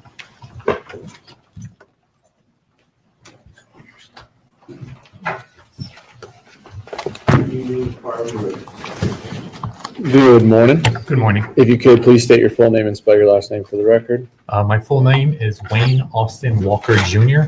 My first name is spelled Wayne, and my last name is Walker. All right. How is it that you're employed? I'm a criminalist in the biology section at the Indian River Crime Lab. And how long have you been working with the Indian River Crime Laboratory? Since October of 2014. All right. What is your specific job title? I'm a criminalist in the biology section. Criminalist. So what does a criminalist do? So I examine items of evidence for biological material, such as blood, semen, and saliva. I then try to develop a DNA profile from unknown evidence samples. And if I am able to develop a DNA profile from that unknown evidence, I'll do a comparison to known standards that I have, and I'll perform statistical analysis to determine how common or rare that unknown profile is. And then I write a report and testify when needed. Now, prior to being able to do this type of analysis, I assume you have to have some training and a certain education? Yes, I do. If you could tell the jury about your background as far as your education and then your training leading up to you doing this job. From the University of Central Florida, I have a Bachelor's of Science degree in forensic biochemistry, along with minors in chemistry and micromolecular biology. And from the University of South Florida, I have a Master's of Science degree in medical science with a concentration in health science. I started my career at the Florida Department of Law Enforcement at the Orlando Regional Operations Center. I started as a forensic technologist in the biology section. Basically, it's an entry-level science position. I helped clean the lab, make chemicals, do some maintenance on some instruments. After about a year and a half, I was promoted to a crime laboratory analyst in the biology section, at which point I went through about a year and a half training program. It's divided into 2 phases. The first phase deals with readings and working on practice samples, and the readings are about the techniques used in DNA analysis as well as statistical methods used in DNA analysis. I then work practice samples. At the completion of the first phase, the second phase is supervised casework. So I started working actual cases under the direction of an already trained analyst.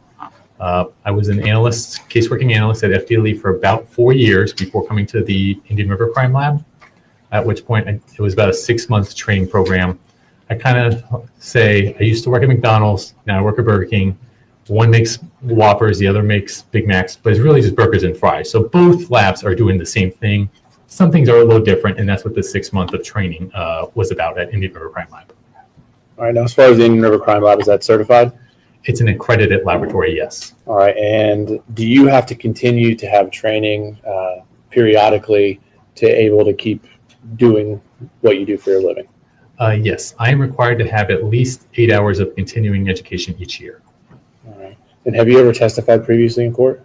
Yes, I have. Approximately how many times? Roughly 60 times. I guess explain the difference to the jury between what is called, you refer to as an unknown standard or an unknown sample versus a known standard. So when you have DNA, there's no name. It's really what it looks like is peaks on a graph. So when you get evidence from an unknown source, you just have these peaks on a graph. It doesn't tell you whose this is. So what we'll do is after we determine what we can interpret, I'll then compare it to a known standard, which usually comes in the form of an oral swab or a blood stain card or a blood swab from an individual. And that way I know what is this person's profile, what are the peaks that I would see, and I can use that to compare to the unknown profile from the evidence.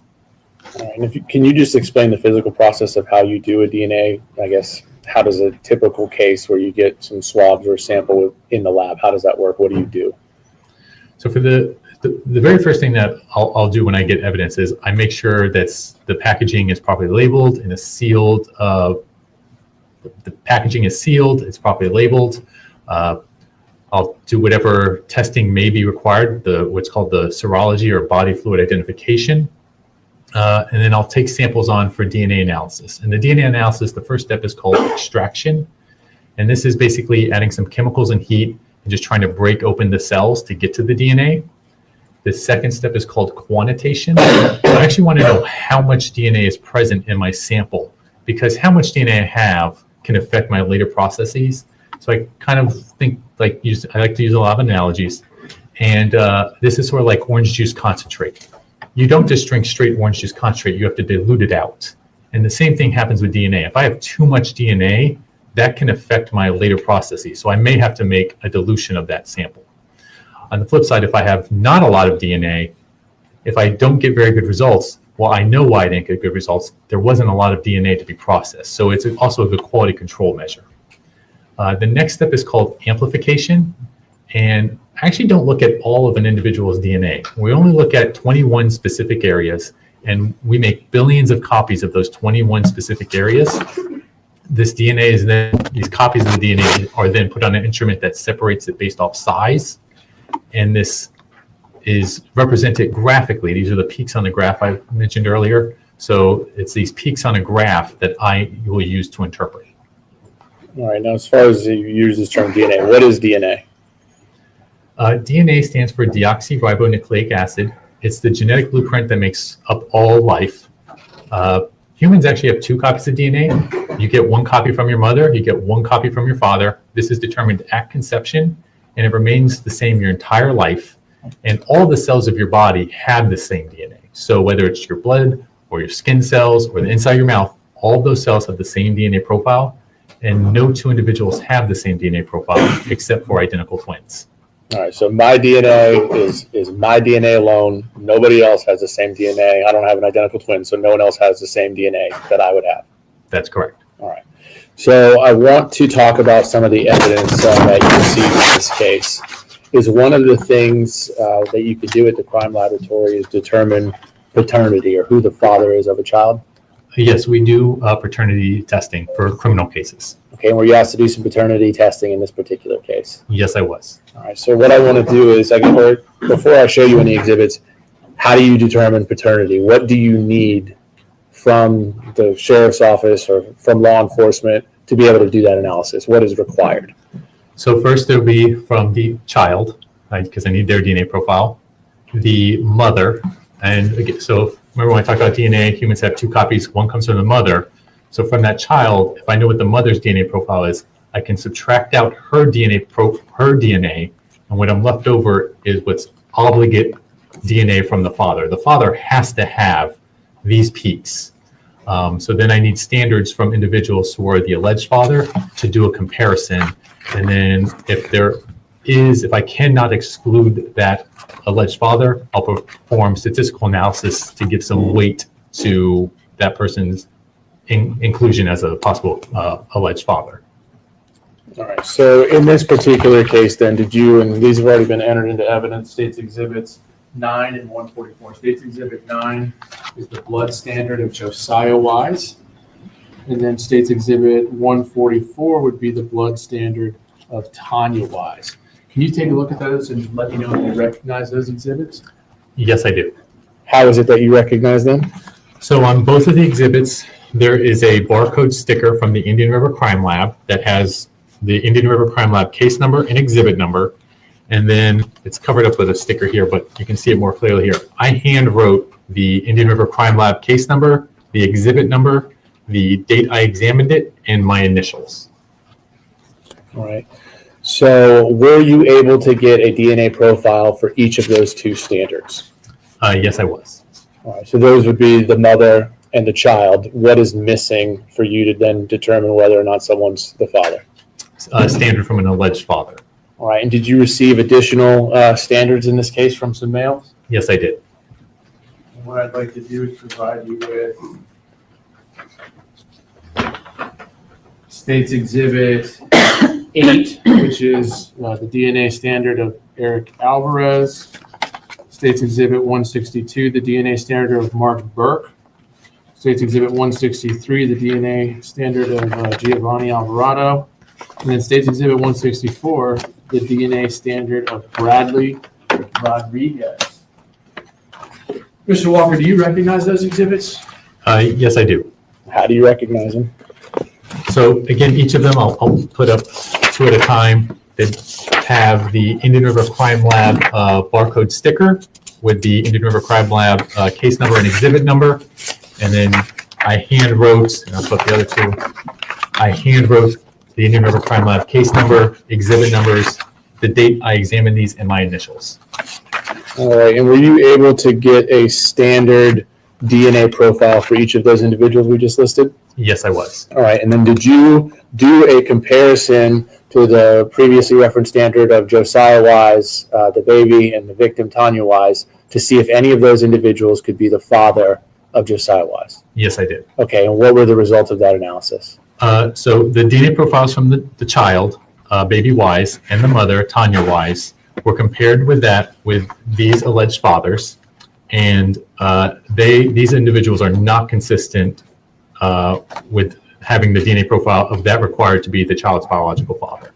Okay, can you confidently say that? Yes. Okay, how can you say that? The obligate markers that are needed, these individuals, maybe there might be some sharing, but they don't have, there are places where they are missing an obligate that needs to be present. So they would be excluded as the alleged father. All right, now I'd like to show you what's been marked for identification. States Exhibit 161. This is the DNA swab of Jose Soto Escalera. Do you recognize that? Yes, I do. How do you recognize that? It has the Indian River Crime Lab barcode with the case number and exhibit number. And then I hand wrote, again, it's covered, but I hand wrote the Indian River Crime Lab case number, exhibit number, the date I examined it, and my initials would be under that sticker. All right. And were you able to get a complete male DNA profile from that standard? Yes, I was. All right. And did you compare that standard to those previously analyzed of Baby Wise and Tania Wise? Yes, I did. Were you able to reach a conclusion as to whether or not the defendant in this case, Jose Soto Escalera, is the biological father of Josiah Wise? Yes, I was. Okay. And what was your conclusion? So the DNA profiles from the child, Baby Wise, and the mother, Tania Wise, were compared with that of the alleged father, Jose Soto Escalera. The DNA profile from Jose Soto Escalera is consistent with that required of the child's biological father. And now I'm going to read two stats that give statistical weight to that statement.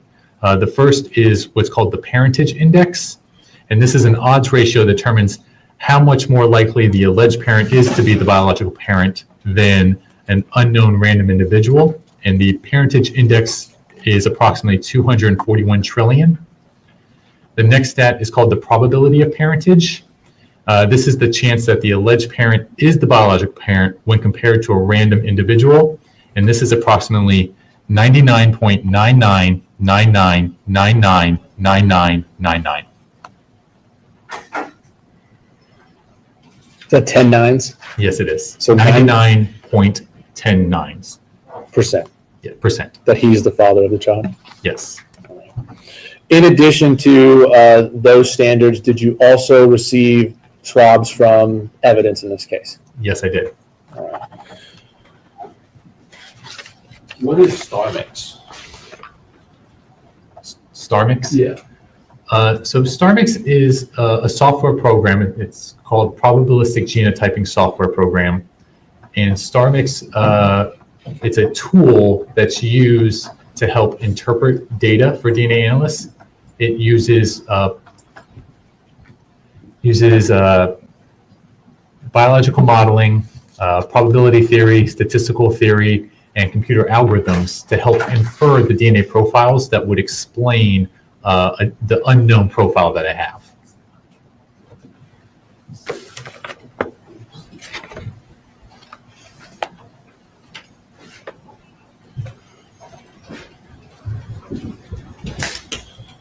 Now I want to ask you about some items of evidence that you've received in this particular case. The first one I want to show you is State's Exhibit 7.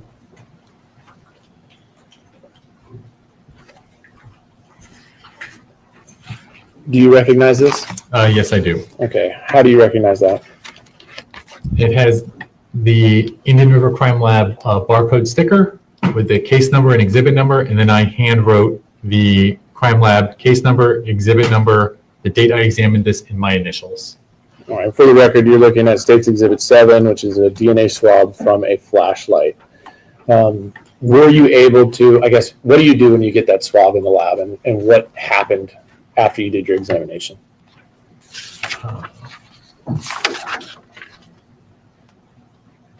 And I believe for you, the number 295781. So what I did with this exhibit is I tested it for DNA. I took a cutting, put that in a tube, and then performed the DNA analysis method on it. And did you find any DNA on that item? Yes, I did. All right. And did you compare it then to the profiles? Well, I guess, did you find a major contributor or a minor contributor? So my results of what I got was a DNA profile obtained from the swabs of the flashlight was consistent with being a mixture of a major and a minor component. A male DNA profile was obtained from the major component of this mixture at 15 locations. Results at the remaining 6 locations were inconclusive due to insufficient DNA quality and/or quantity. So did you compare the major contributor, the DNA profile that you found, to the males that we previously referenced? Yes, I did. Okay. And did it match any of them? They were all excluded as a contributor to the major profile. All right. So there you found, to summarize State's Exhibit 7, found some male DNA is on it. It's present, but it doesn't match Mark Burke, Giovanni Alvarado, Eric Alvarado, Bradley Rodriguez, or the defendant. That's correct. All right.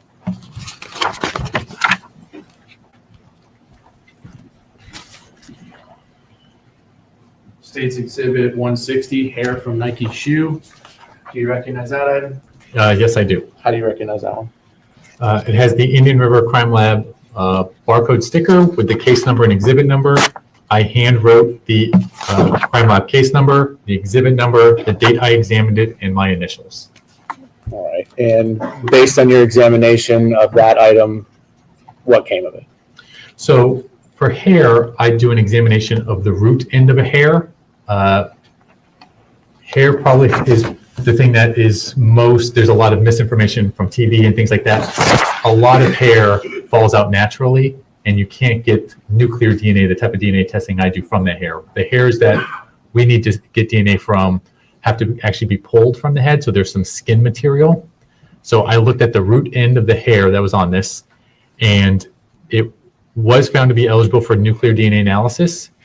But when I did my testing, it was subjected to DNA extraction procedures, but it failed to yield sufficient STR DNA. So basically what that means is this hair, when I looked under a microscope, it was good enough to at least try. But when I did the DNA process, there's no DNA on this sample. So you can't do anything with it because there was no DNA. There's no nuclear DNA. All right. And then I want to ask you the same questions for some additional items. These are all involved. It's State's Exhibit 22, hair from left hand. State's 23, hair left thigh. State's 24, hair left waist. State's Exhibit 25, hair left side. State's Exhibit 26, hair from inside back of blue underwear. And then 27, hair from back of gray and blue underwear. Do you recognize those items?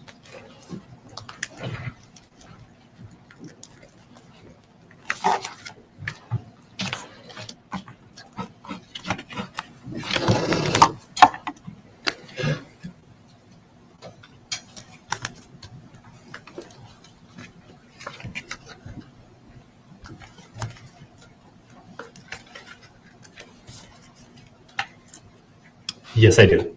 And how do you recognize it? So it's under this green card, but each of them has the Crime Lab barcode sticker with the case number and exhibit number. And then I can see my handwritten, I hand wrote the case number, exhibit number, the date I examined it, and my initials. And the analysis that you just described in reference to hair, did you also perform that same analysis for each of those exhibits? Yes, I did. I examined them microscopically. And what were your conclusions? Were you able to get any nuclear, DNA for examination? So I didn't even try. These were, after looking at a microscope, they were unsuitable for nuclear DNA analysis. Okay, and what do you see that makes it unsuitable? The hair, when it's unsuitable, it'll kind of have like a baseball bat shape. And that is because the hair is actually coming out of the follicle. So it detaches itself from the follicle. So it starts to shorten and becomes bulbous. And there's no, what I can see under a microscope of looking like skin, we call it a follicular tag. So no skin or anything like that on there. So if it's just this kind of looks like a bulb, baseball bat, some people call it like a light bulb, then it's not even, I'm not going to attempt nuclear DNA analysis. I probably won't get anything. All right. Now I want to ask you about some items that have already been entered in evidence. These are swabs from the victim. We have State's Exhibit 11, DNA swabbing from left-hand fingernail. State's 12, DNA swabbing from right-hand fingernail. 13, fingernail scraping left ring. 14, fingernail scraping right thumb. State's 15, fingernail scraping right middle. 16, DNA swabbing from left breast. And 17, DNA swabbing from right breast. Same questions as before. Do you recognize them? How do you recognize them?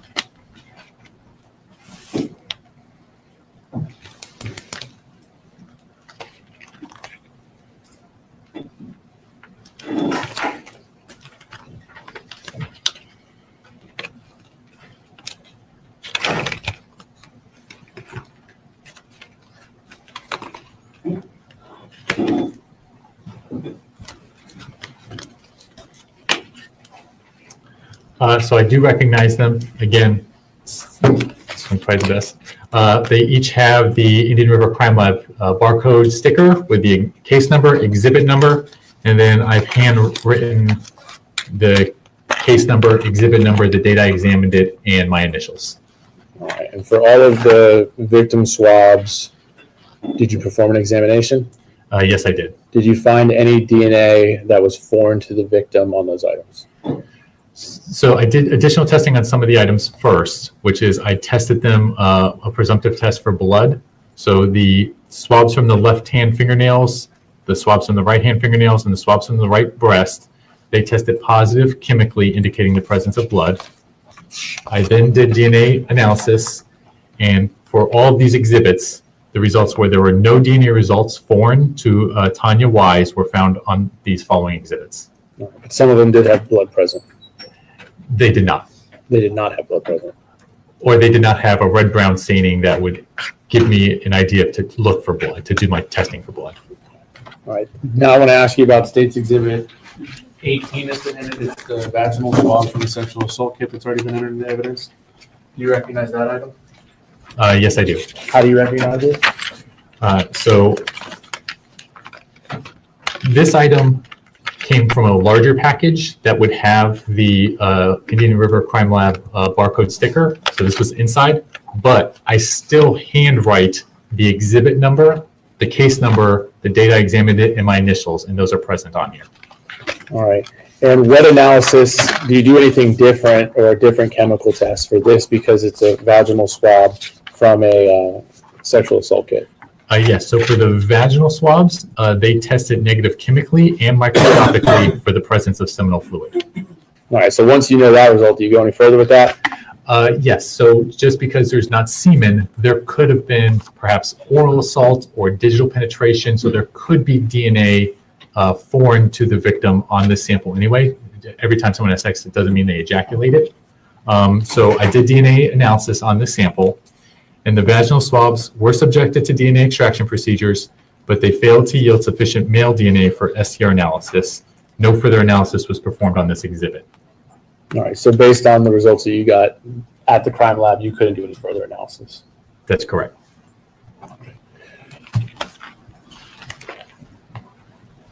I'd like to show you what's been marked for identification, or it's already been entered into evidence, State's Exhibit 33. This is the swabbing of the rear passenger door pull of the Dodge Ram truck.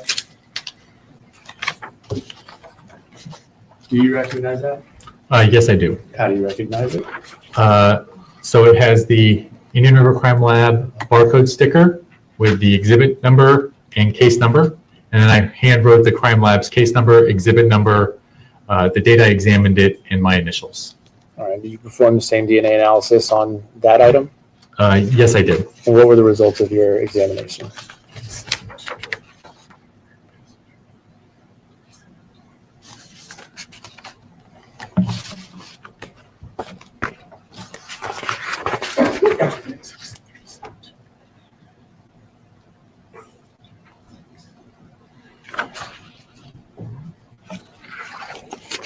Oh, okay. So from this item, I obtained a mixture of DNA profiles from two. Just a pause and a thought. Sure is a young man sitting back there. Wonder if he's family. He just looks awfully young to be sitting in a courtroom. Just saying. Just a thought. So from this item, I obtained a mixture of DNA profiles from two individuals was obtained from the swabs from the rear passenger door pull. And then I did do a comparison to the standards that I have. All right, and would those have been Eric Alvarado, Jose Soto Escalera, Mark Burke, Giovanni Alvarado, Tania Wise, and Josiah Wise? Yes. And I think Miss Bradley Rodriguez. What were your results? So Eric Alvarado, he cannot be excluded as a possible contributor to this mixture. For the locations I was able to perform statistics at, the probability that a randomly chosen unrelated individual would be included as a possible contributor to this mixture is approximately 1 in 137 billion. Bradley Rodriguez, Jose Soto Escalera, Mark Burke, Giovanni Alvarado, Tania Wise, and Baby Wise are excluded as possible contributors to this mixture. So in the rear passenger swab, Eric Alvarado cannot be excluded, but the rest of the people that you have standards for can. That's correct.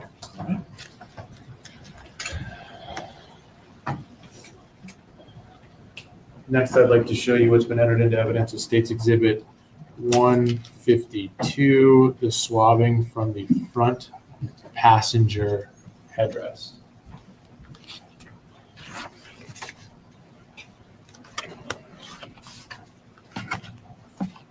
You recognize that one? Yes, I do. So it has the Crime Lab barcode sticker with the case number and exhibit number, and then I hand wrote the case number, the exhibit number, the date I examined it, and my initials. All right. And did you perform an analysis on this exhibit, State's Exhibit 152? Yes, I did. Okay, and what were the results? Mixtures of DNA profiles from at least 3 individuals was obtained on the swabs from the front passenger headrest. Due to the complexity of this mixture, no further conclusions are possible regarding this profile. All right. Is there ever a time where evidence that's been examined by your crime laboratory is then also sent to another lab? It does happen occasionally, yes. Okay, did that happen in this case? Yes, it did. How does that happen? So it depends. There's different ways. For this situation, the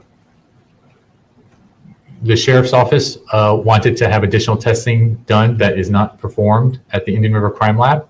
So when I do my testing, that first step is called extraction. That's getting the DNA out of the cell. What's left over is like a small amount of liquid. I don't use all of that liquid. I use a portion of it, and then we retain or save that in case there's ever further testing that's needed. So this extract was given to the sheriff's office, and if they pursued further testing, they would be able to with that extract. All right, so for some of the exhibits in this case, there were extracts that were made, or is that something you do on every single piece of evidence?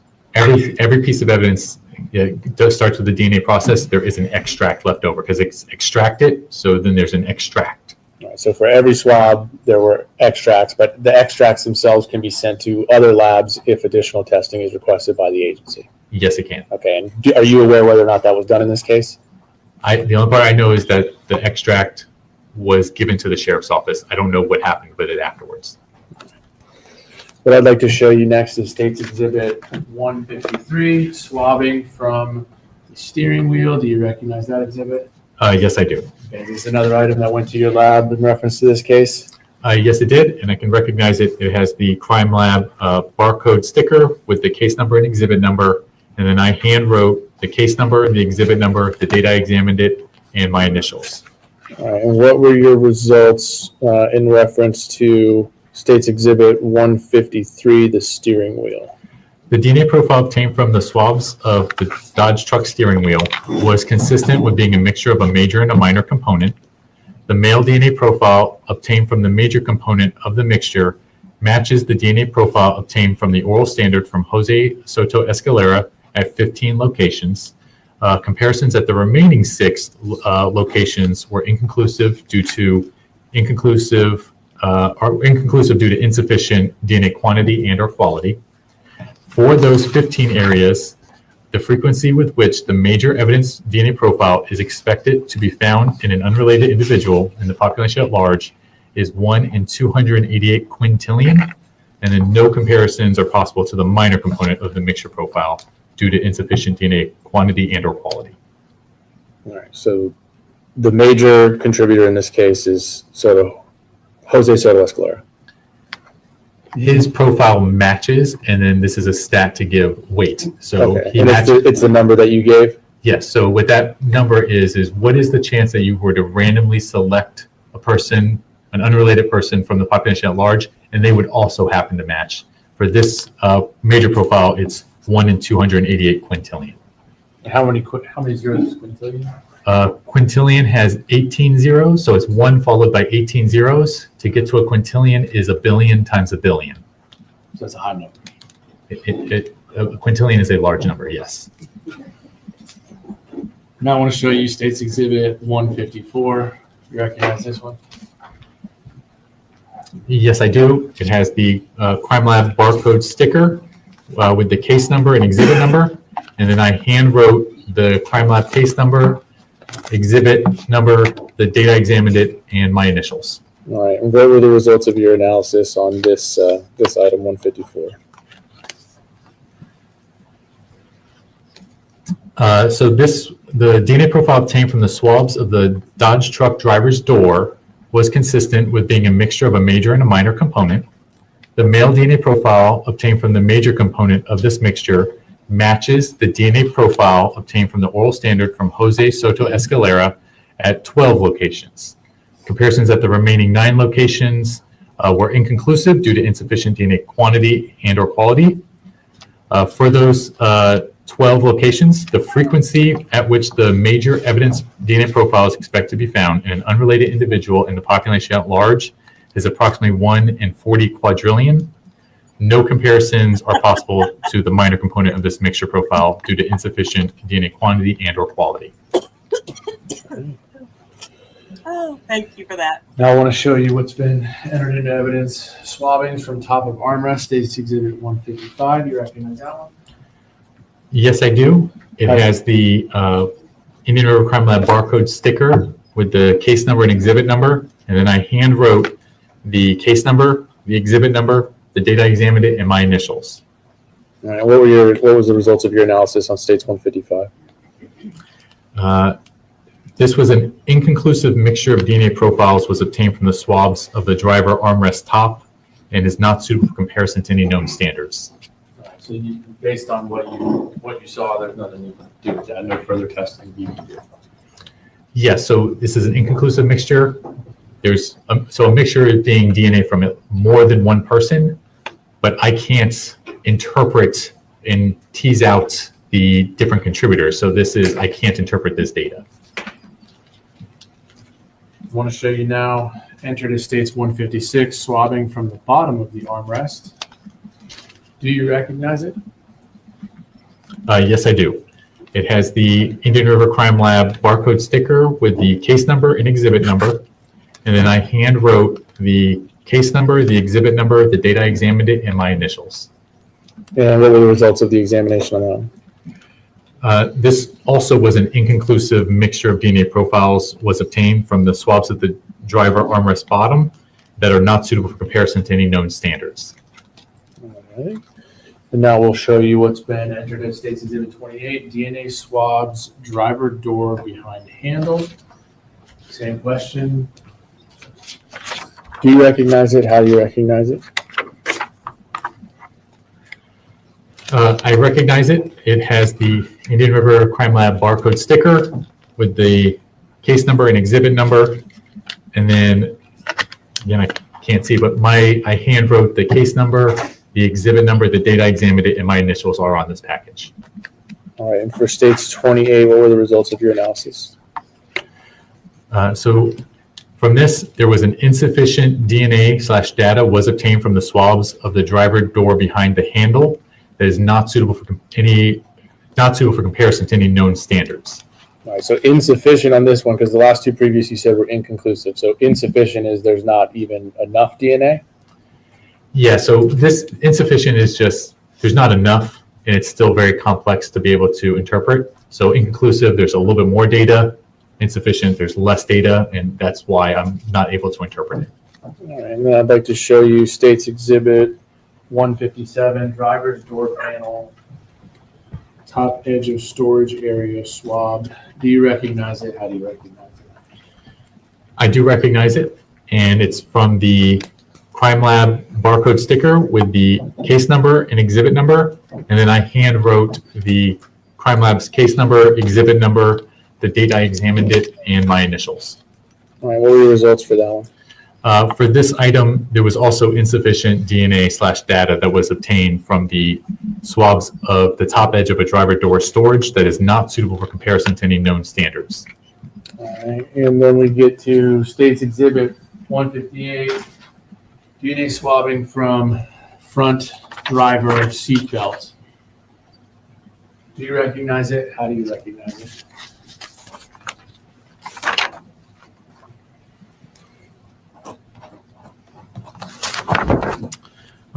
I recognize it because it has the Indian River Crime Lab barcode sticker with the case number and exhibit number, and then I hand wrote the Crime Lab's case number, exhibit number, the date I examined it, and there's my initials.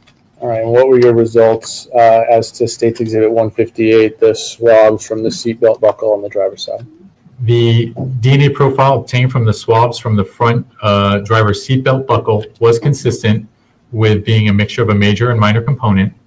The male DNA profile obtained from the major component of this mixture matches the DNA profile obtained from the oral standard from Jose Soto Escalera at 7 locations. Comparisons at the remaining 14 locations were inconclusive due to insufficient DNA quantity and or quality. For those 7 locations, the frequency with which the major evidence DNA profile is expected to be found in an unrelated individual in the population at large is approximately 1 in 12 billion. No comparisons are possible to the minor component of this mixture profile due to insufficient quantity and or quality. Yeah.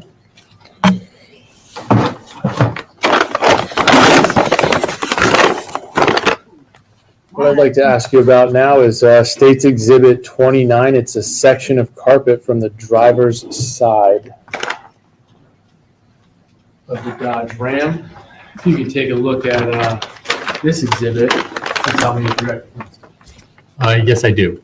It has the Crime Lab's barcode sticker with the case number and exhibit number, and then my I hand wrote the case number, the exhibit number, the date I examined it, and my initials. All right, now obviously in all the other exhibits you had swabs. This one is different. Is there any difference in the process of what you do? So the main difference is for an item like this, it's a larger item, so I kind of look over it. The request was that is there the possibility of blood being on this, so I'm looking for any discoloration, not just red brown stains, but sometimes blood can appear blackish. So I will look for any staining like that, and then I'll perform testing on presumptive testing for blood, and then possibly, if that's positive, I'll do DNA testing. All right, so on this particular piece of evidence, did you do the chemical testing to determine whether or not there was blood? Yes, I did. And what were the results of that test? The carpet tested positive chemically, indicating the presence of blood. All right, so now that you know that you have blood, do you do DNA analysis? Yes, I did. All right, were you able to get any DNA evidence from that carpet? Yes, so the DNA profile obtained from the carpet was consistent with being a mixture of a major and a minor component.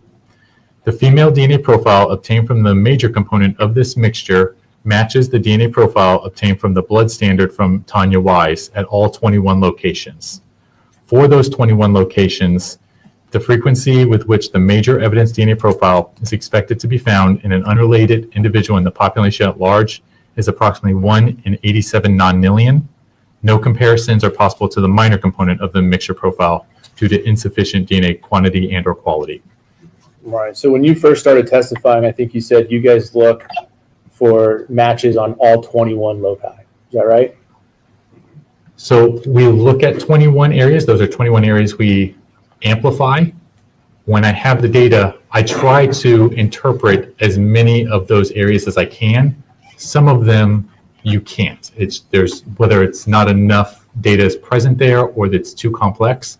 So before I look at any standards, we look and interpret our unknown evidence first. So I first look at my unknown evidence, I determine what areas could be used for comparison, and then I look at standards to compare to. All right, so say for the one we just did, the seatbelt buckle from the driver's side, that State's Exhibit 158.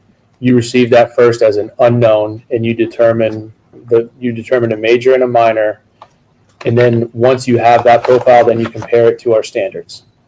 That's correct. And when you compared it on that particular item, State's 158, it matched on 7 out of the 21. There were 7 that were possible to be compared to. Okay, and then the other 14 you could not.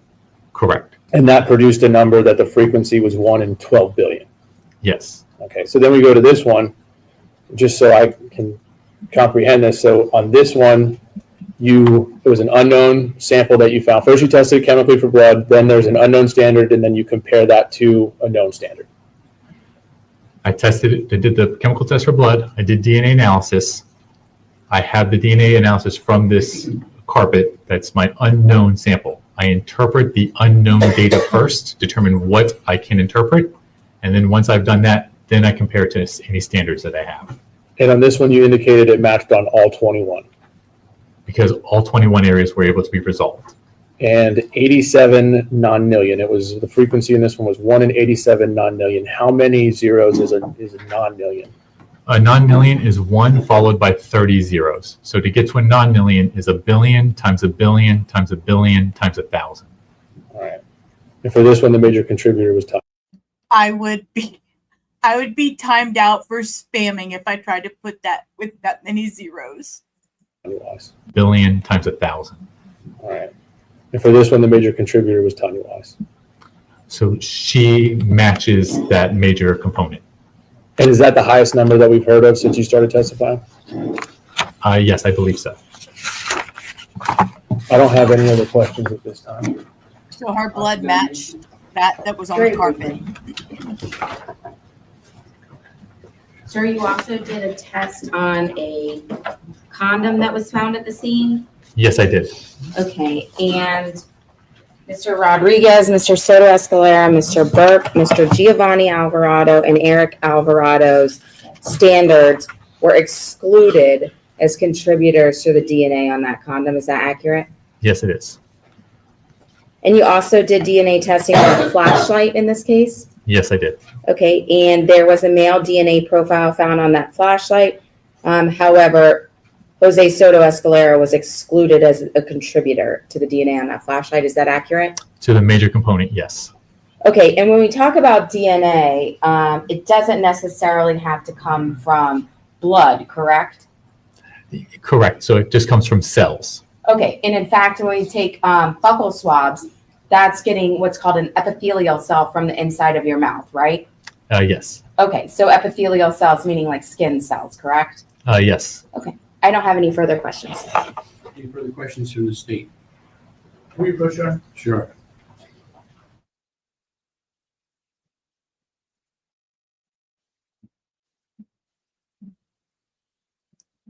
Yeah, so the trash wasn't his. There was trash around there. There was paper towels. There was cans. There was condoms.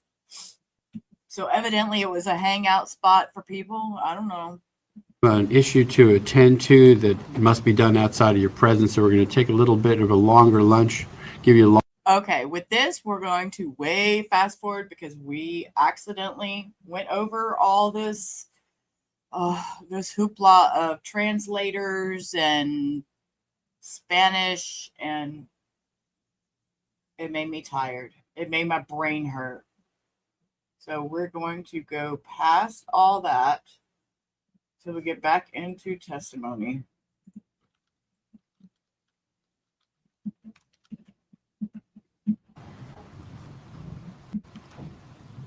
Trash wasn't his, but the carpet matched her. Present. We continue Okay, that sounded with the bad. I'm sorry. testimony of Mr. Walker. Well, good afternoon again, Mr. Walker. Good afternoon. All right, just two more items I wanted to ask you about. I want to show you what's in Mr. my Walker still. identification. State's Exhibit 167.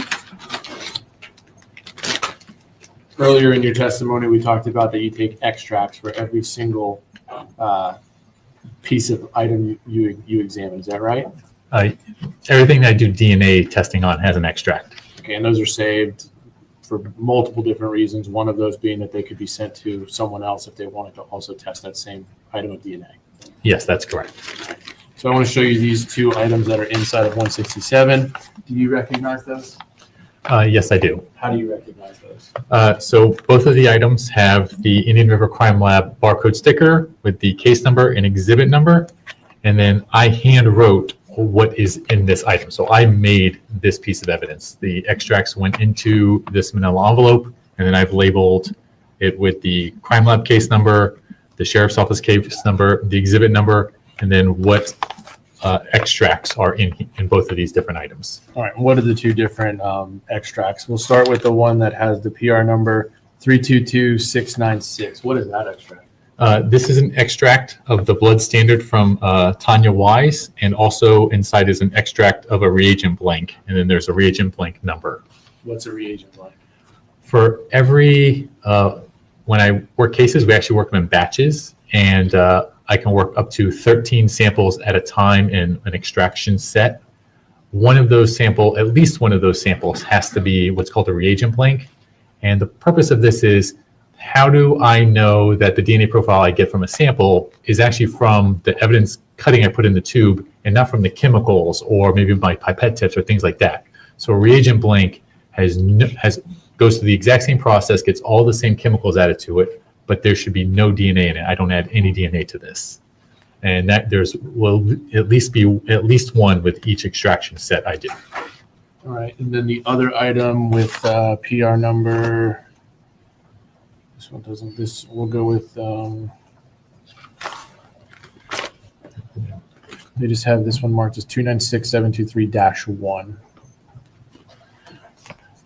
So this is the extract of the swabs from the front passenger headrest and an extract of a reagent blank that was from this extraction set with this item. At this time, the state would move what's been marked for identification into evidence as 167, into evidence as 167.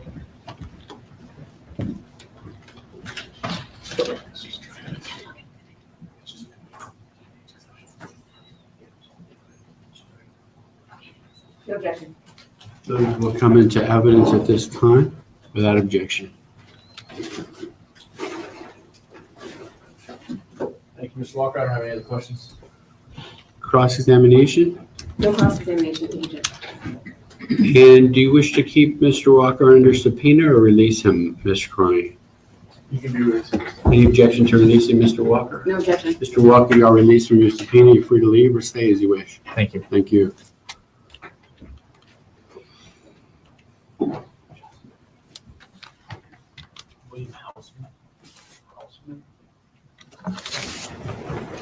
William Houseman.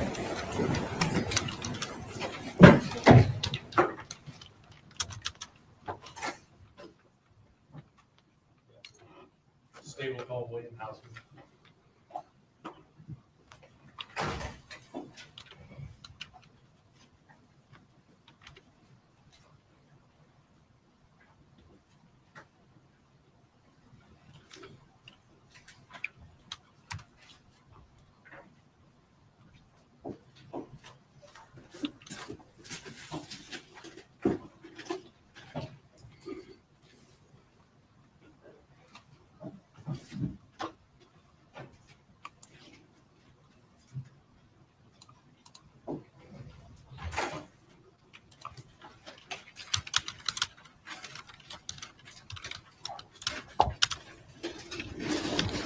Houseman, if you'll step right up here. Raise your right hand and be sworn, please. Do you swear or affirm that the evidence you're about to give will be the truth, the whole truth, and nothing but the truth? I do. Please step right this way. Just watch your step.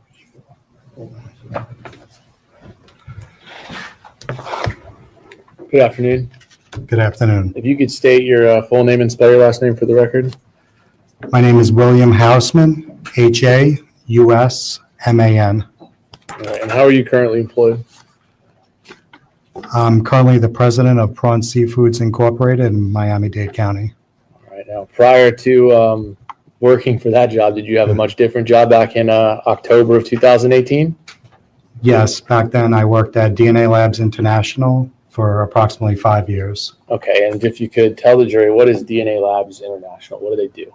So DNA Labs International does forensic DNA processing. Okay, and is it a private company? What type of company is it? It's privately owned. And does DNA Labs International do testing of DNA at times for law enforcement agencies?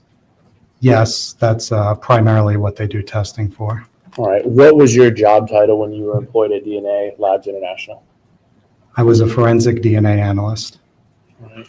And to become a forensic DNA analyst, what is your background as far as education and training to be able to do that job back when you used to do it? All right. So I have a bachelor's degree of science from biology at FAU, as well as a master's of science in biology at FAU, as well as going through a training program at DNA Labs International in order to perform DNA analysis procedures. Okay, and back in 2018, you said you had worked there for 5 years? Correct. When you first began your employment with them, were you immediately allowed to work by yourself, or did you have to go through some on-the-job training or any other certifications? Yeah, so there's a whole training regimen at DNA Labs where you learn new procedures and then you perform competency exams to show that you can perform them accurately. Okay, and is that something that you went through? Yes, I did. Okay, and did you pass the examinations to be able to do DNA analysis? Yes, I passed all those exams, as well as proficiency exams that were given twice a year by an external company to show that I could perform DNA analysis. All right. Now, did you receive any items of evidence in reference to this particular case? I did. Okay, and do you know what those items were? Do you recall? Yes, I have 2 items that I see here. One of the items was the extracts of swabbing from the passenger side headrest, as well as the extracts from Tania Wise. And what I'd like to show you is what's already been marked into or entered into evidence as States Exhibit 167. There's 2 different ones. One is labeled as extracts of swabs from front passenger headrest, and the other being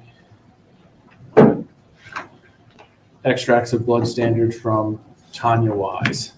Is there any markings or identification on there that looks familiar to you? Yes, I could see DNA Labs International uses their own tape, as well as the initials of one of my coworkers at the time. Okay. And did you end up doing a DNA analysis in reference to these particular 2 items? Yes, I did. What type of analysis were you doing or asked to do in this case? So what we did is we used a software called StarMix, and what it does is it helps us to evaluate DNA profiles that are mixtures, meaning that there's more than one person contributing to that profile. And do you look at the standards? I guess, what is the process of how you do it? Do you run the unknown standard and then compare it to a known standard, or how do you do that? All right. So as far as StarMix, what it does is it weighs 2 propositions against each other, developing a likelihood ratio. So you'll have weighing one proposition against another. So for example, if you have 3 contributors in a DNA profile, it'll weigh the likelihood that one specific contributor, as well as 2 unknowns, is more or less likely than having 3 unknown contributors. So for then the DNA extract from the extracts of swabs from the front passenger headrest, were through StarMix, were you able to determine whether or not there was a mixture of a DNA profile for that exhibit? Yes, I was. Okay, and what did it determine, or what did you determine in your analysis? So the DNA profile obtained from the extract indicates a mixture of at least 3 individuals with at least 1 male contributor, and Tania Wise could not be ruled out as a possible contributor to this mixed DNA profile. So the standard that you get from the extract of Tania Wise is compared to the mixture? Correct. Okay. And then you had reference to use of propositions. Were there propositions considered in reference to Tania Wise's including, or I guess being in that mixture of 3 individuals? Yes. So 2 propositions were considered, or I should say 2 sets of propositions were considered. So the first one is the DNA profile obtained from the extract is approximately 1.1 times more probable if the sample originated from 3 unknown persons than if it originated from Tania Wise and 2 unknown persons. Therefore, the strength of the support for either proposition cannot be determined, as the likelihood ratio is uninformative. Now, the second set of proposition that I did The DNA profile obtained from the extract is approximately 4.5 million times more probable if the sample originated from Tania Esther Wise and 3 unknown persons than if it originated from 4 unknown persons. Therefore, there is extremely strong support that Tania Esther Wise and 3 unknown persons contributed to this mixed DNA profile, rather than 4 unknown persons. All right. And when we talk about levels of support in your DNA analysis for mixtures, what is the lowest level of support? I don't recall. You don't recall what the lowest? The lowest one. What's the highest level of support? So I'll tell you the highest level of support is extremely strong, which is what we see in this case. I don't have any other questions for this witness. Thank you, Judge. So DNA Labs International, right? That's where you worked? Correct. Okay. And I think I heard your testimony to be that I'm sorry, what was the level there that you said? Extremely strong support. Extremely strong support that the extract that you received and tested was Tania and 3 other unknown individuals? Correct. Okay, got it. And at DLI, you all are capable of testing DNA samples that are pretty old, right? Correct. Okay. In fact, I think you all tested a sample that was 22 years old from some gentleman's molar. Do you remember that case? I don't recall. Okay, you didn't work on that while you were there? I've worked on thousands of cases. Including cold cases, right? Correct. Where the DNA is very old. Correct. Okay. So you can get DNA from a very old sample? Yes. Okay, no further questions. Any further questions from the state? There you are. May Mr. Hausman be released from his subpoena? Yes, sir. Any objection to releasing Mr. Hausman? No objection, Judge. Thank you, Mr. Hausman. You're released from your subpoena. You're free to stay or leave as you wish. Thank you. And the state's next witness or item of evidence. Yes, sir. People say Florida recall Donna Carmichael.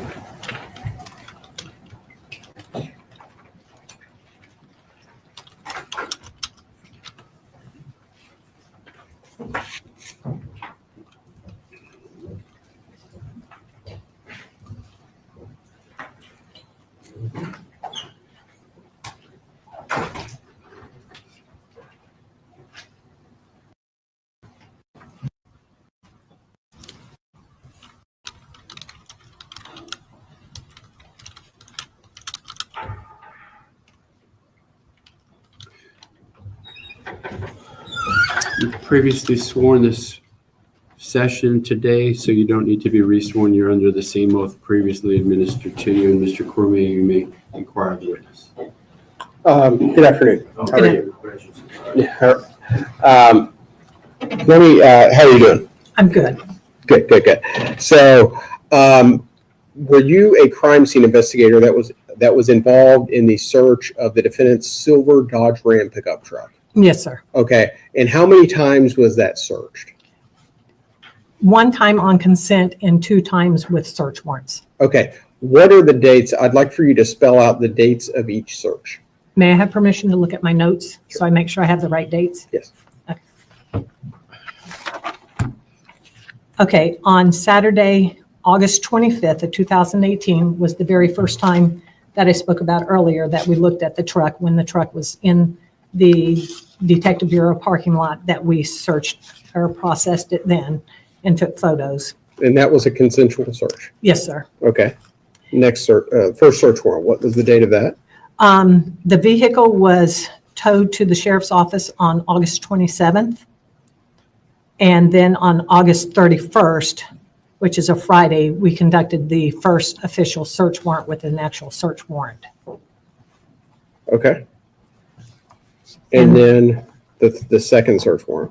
Okay, the vehicle was returned on September 10th to the owner, and then the sheriff's office again issued a search warrant for it and received the vehicle on Friday the 21st, and we did the search warrant on Monday, September 24th. Okay, so if I understand this correctly, the vehicle was in the sheriff's office custody from August 27th through November 10th continuously. No, through September 10th. I'm sorry, September 10th continuously. Yes, sir.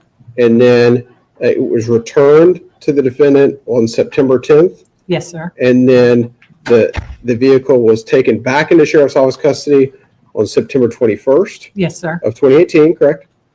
And then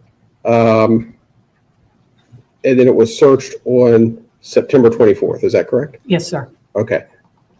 And it was searched on August 25th, correct? Yes, sir. August 31st, Yes, sir. September 24th. Yes, sir. Okay, thank you.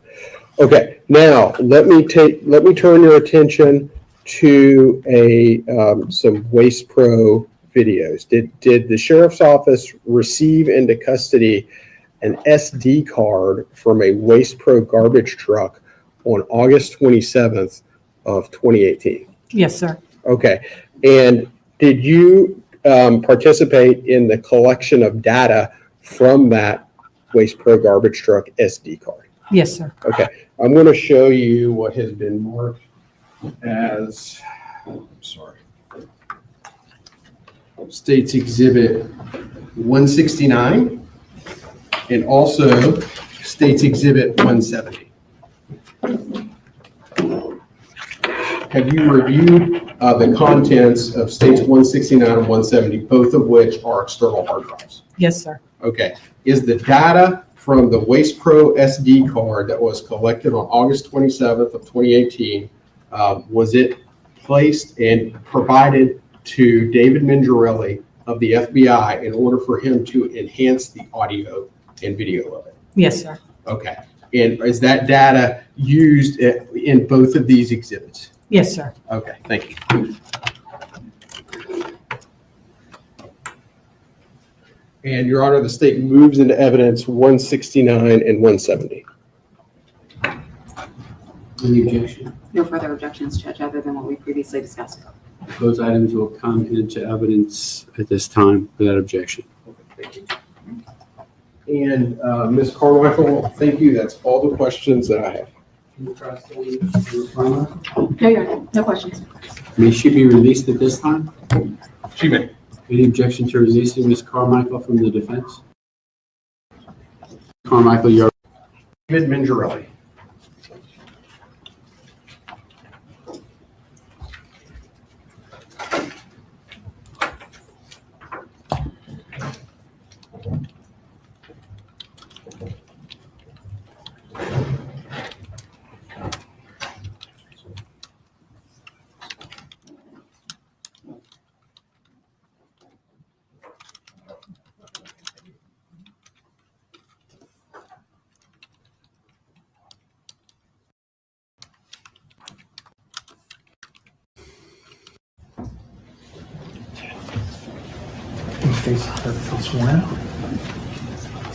You swear or affirm that the evidence you're about to give will be the truth, the whole truth, and nothing but the truth? I do.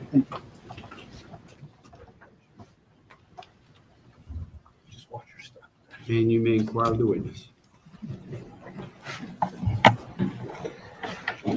Afternoon.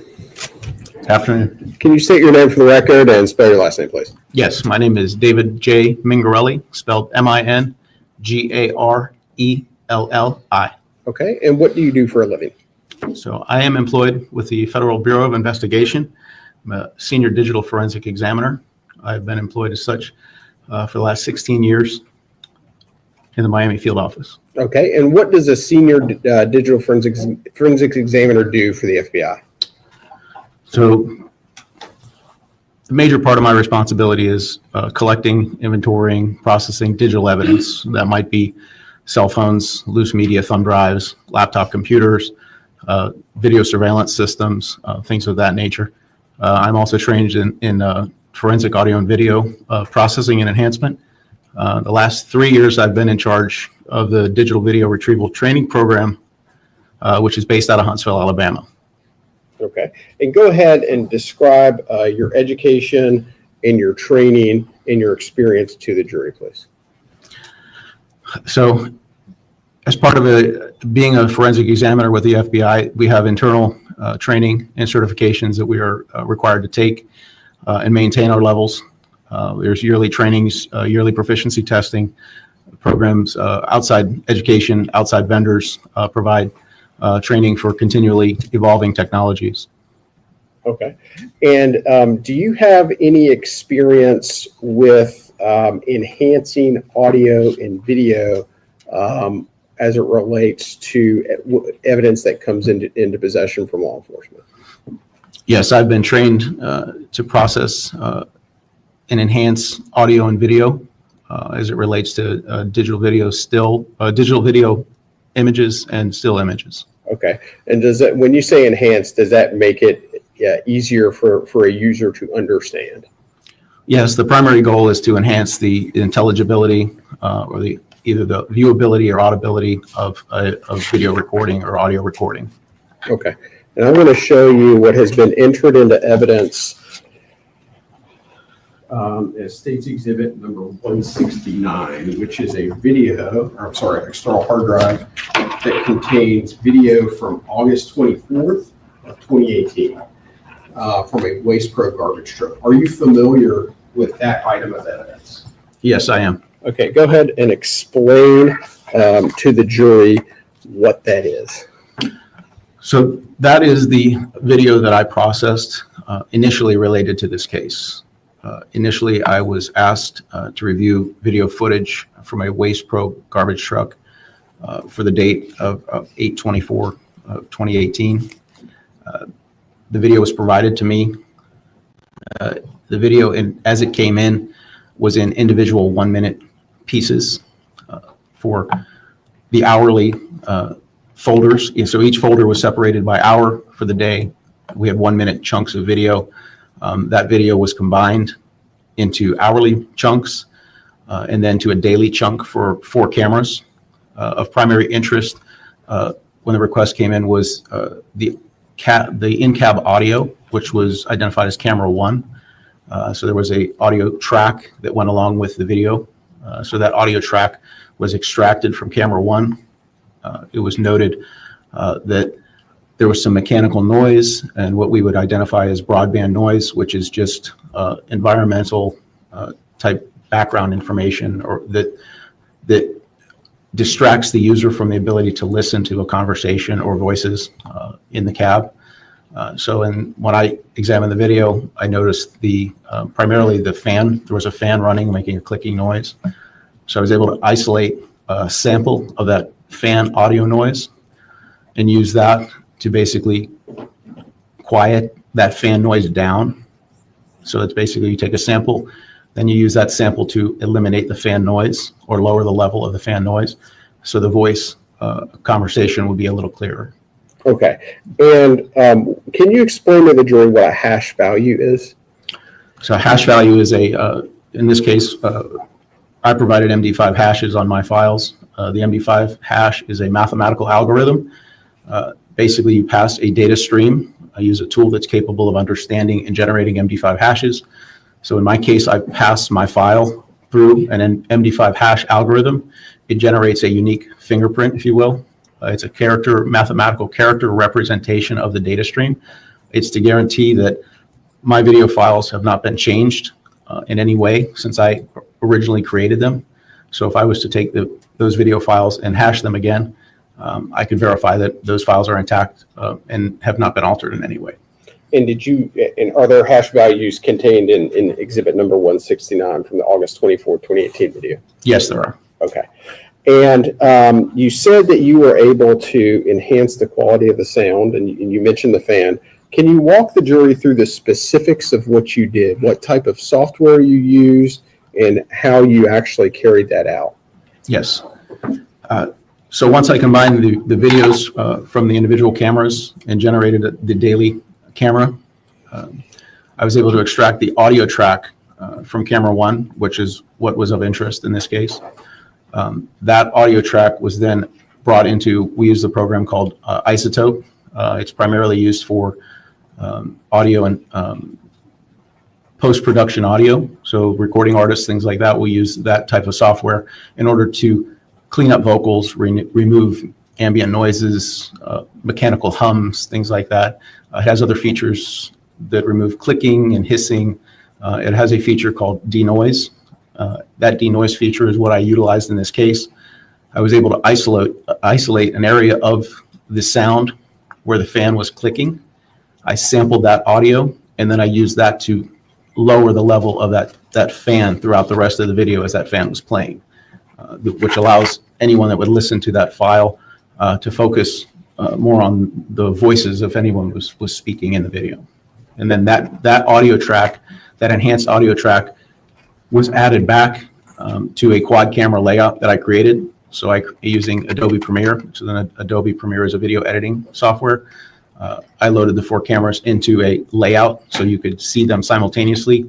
Since they were in 1-minute chunks, they were very difficult to watch. And that was why the original request had come in. It was very difficult to watch 1-minute chunks of video. So the files were all merged together, and then the audio was cleaned up, added back to that quad view, and then rendered and produced. And that's what I provided on the hard drive. Okay. And did the methods that you just described ensure the accuracy and the genuineness of the words that were spoken between those 2 individuals in the Waste Pro video? In Yes, that video right there? Yes. Okay. And just by you using it, did it actually improve the audio of it and the understandability? Yes, it did improve the audibility to me. Okay.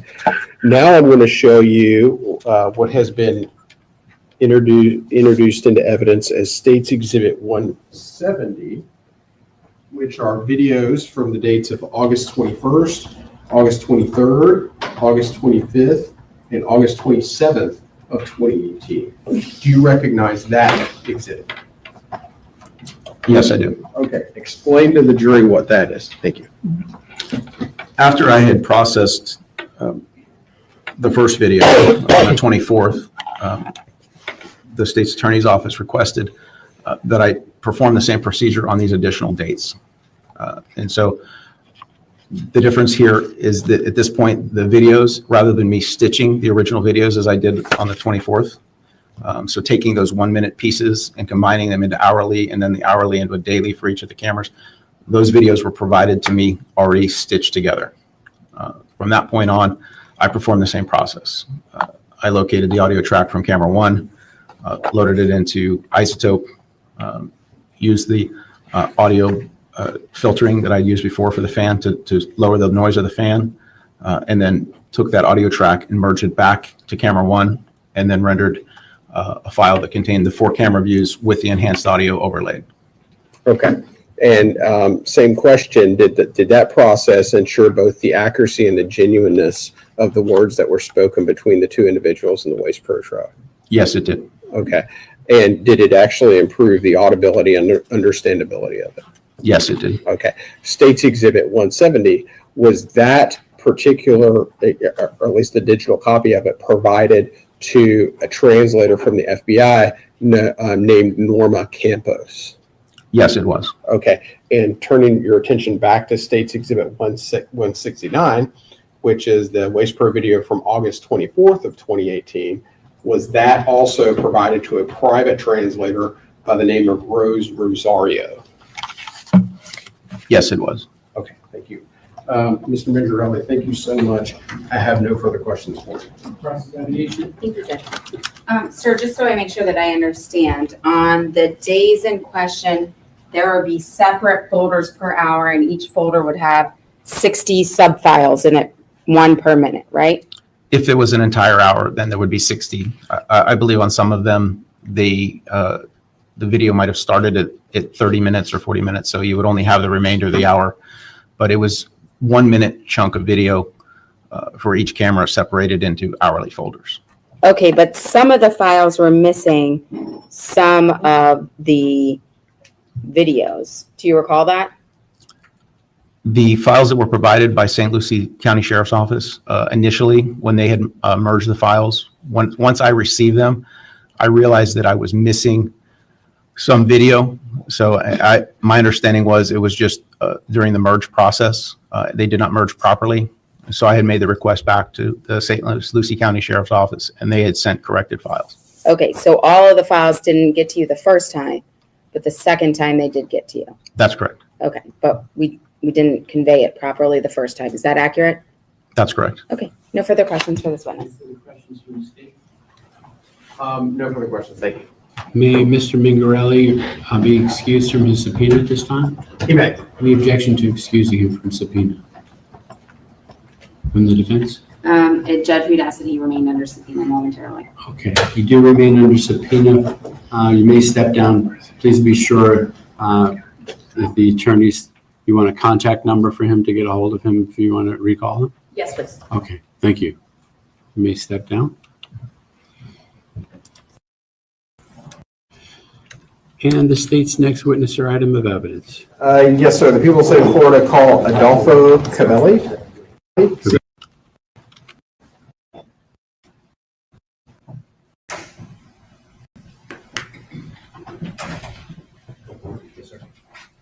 Raise your right hand and face the clerk. Yes, sir. Do you swear or affirm that the evidence you're about to give will be the truth, the whole truth, and nothing but the truth? Yes, I do. Over that way to witness. Yes, sir. Thank you, sir. Yes, sir.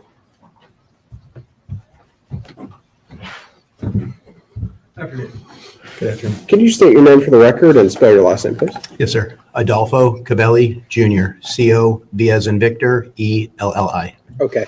And were you working at Waste Pro back in August of 2018? Yes. Okay. What did you do for them? I was the assistant division manager at the end of the career there, but I was basically an operations manager. And I was over the trucks, which was 2 supervisors below me and then the drivers below them, and watched after the operation, the maintenance, and the safety. Okay. And when you say operations manager, go ahead and just briefly describe what that entails.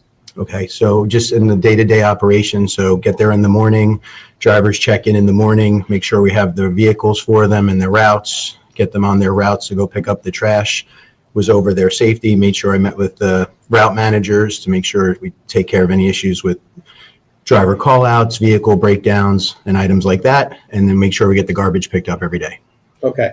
So if we were to envision a chain of command for Waste Pro in August of 2018, where would you have fallen?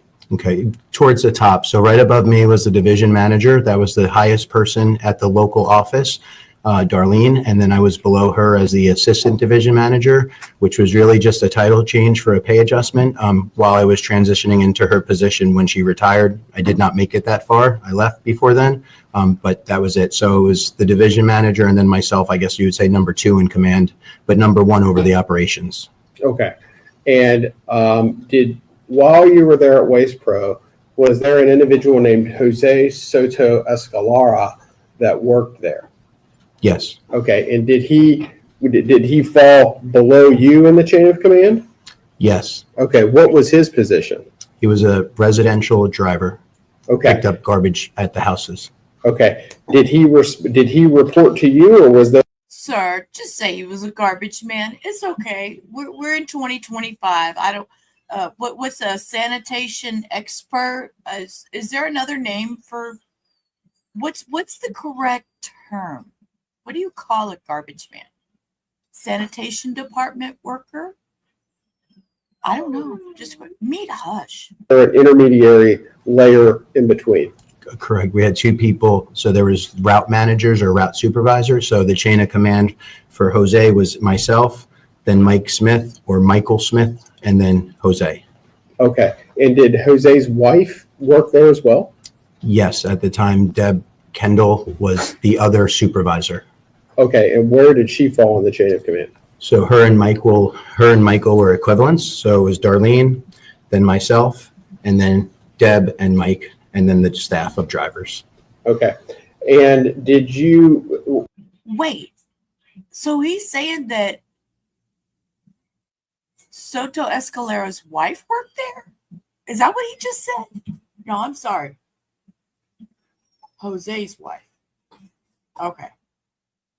And y'all, I'm Michael Smith and then Jose. Okay. And did Jose's wife work there as well? Yes. At the time, Deb Kendall was the other supervisor. Okay. And where did she fall in the chain of command? So her and Michael were equivalents. So it was Darlene, then myself, and then Deb and Mike, and then the staff of drivers. Okay. And did you, you said, I believe that Jose Soto Escalera was a driver. Is that right? Yes. Okay. What is a prerequisite to becoming a garbage truck driver at Waste Pro? In order to drive a vehicle for ours, you need a commercial driver's license, a CDL Class B, as in boy, with air brakes. Okay, gotcha. And if you did not have a commercial driver's license at Waste Pro, were you allowed to drive one of the garbage trucks? No. Okay, so you had to have the CDL, is that right? Correct. And did Jose Soto Escalera have a commercial driver's license? Yes. Okay. Are you familiar with an individual by the name of Eric Alvarado? Yes. Okay, who is Eric Alvarado? He was a helper for Waste Pro. At the time, he was Jose Soto's helper. I believe they were also related. I'm certain that it was his nephew. Okay. Jose was the uncle of Eric Alvarado. Okay. Did Eric Alvarado have a commercial driver's license? No. Okay. So was there ever a circumstance where Eric Alvarado would have been allowed to drive the Waste Pro garbage truck? No. Okay. If Eric Alvarado attempted to drive or drove a Waste Pro garbage truck, what would have been the consequence? Well, if I found out about something that somebody was driving that should not have been driving, they would have been terminated. Okay. Okay. So a swift and immediate consequence. Yes. Okay. So let me turn your attention now to the Waste Pro garbage truck. There is a Waste Pro garbage truck, I think named number 1363. Are you familiar with that truck? Yes. 1363. Yes. Okay. Who was assigned to that truck in August of 2018? Jose Soto. Jose Soto Escalera? Yes. Okay. Was he the driver of that truck? Yes. Okay. Was that truck outfitted with a camera system? Yes. Okay. And did that camera have an audio system as well? Yes. Okay. Can you go ahead and explain to the jury the camera system from Waste Pro garbage truck number 1363? Yes. The garbage trucks, for those type of garbage trucks, it was called the residential rear load garbage truck. We had 4 cameras and 4 audios. So we had a camera facing out of the front of the truck. So if whoever was driving, it was what the driver was seeing. So there's a camera facing forward. There was also a camera in the cab of the truck, finding out what was going on in the cab along with the audio.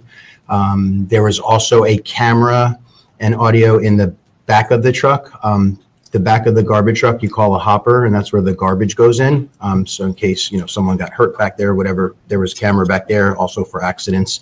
And then there was a 4th camera on the driver's side looking backwards. So basically what the driver was saying, if he was looking in the rear view mirror on the driver's side, it's what the camera was saying is what he was saying from the camera.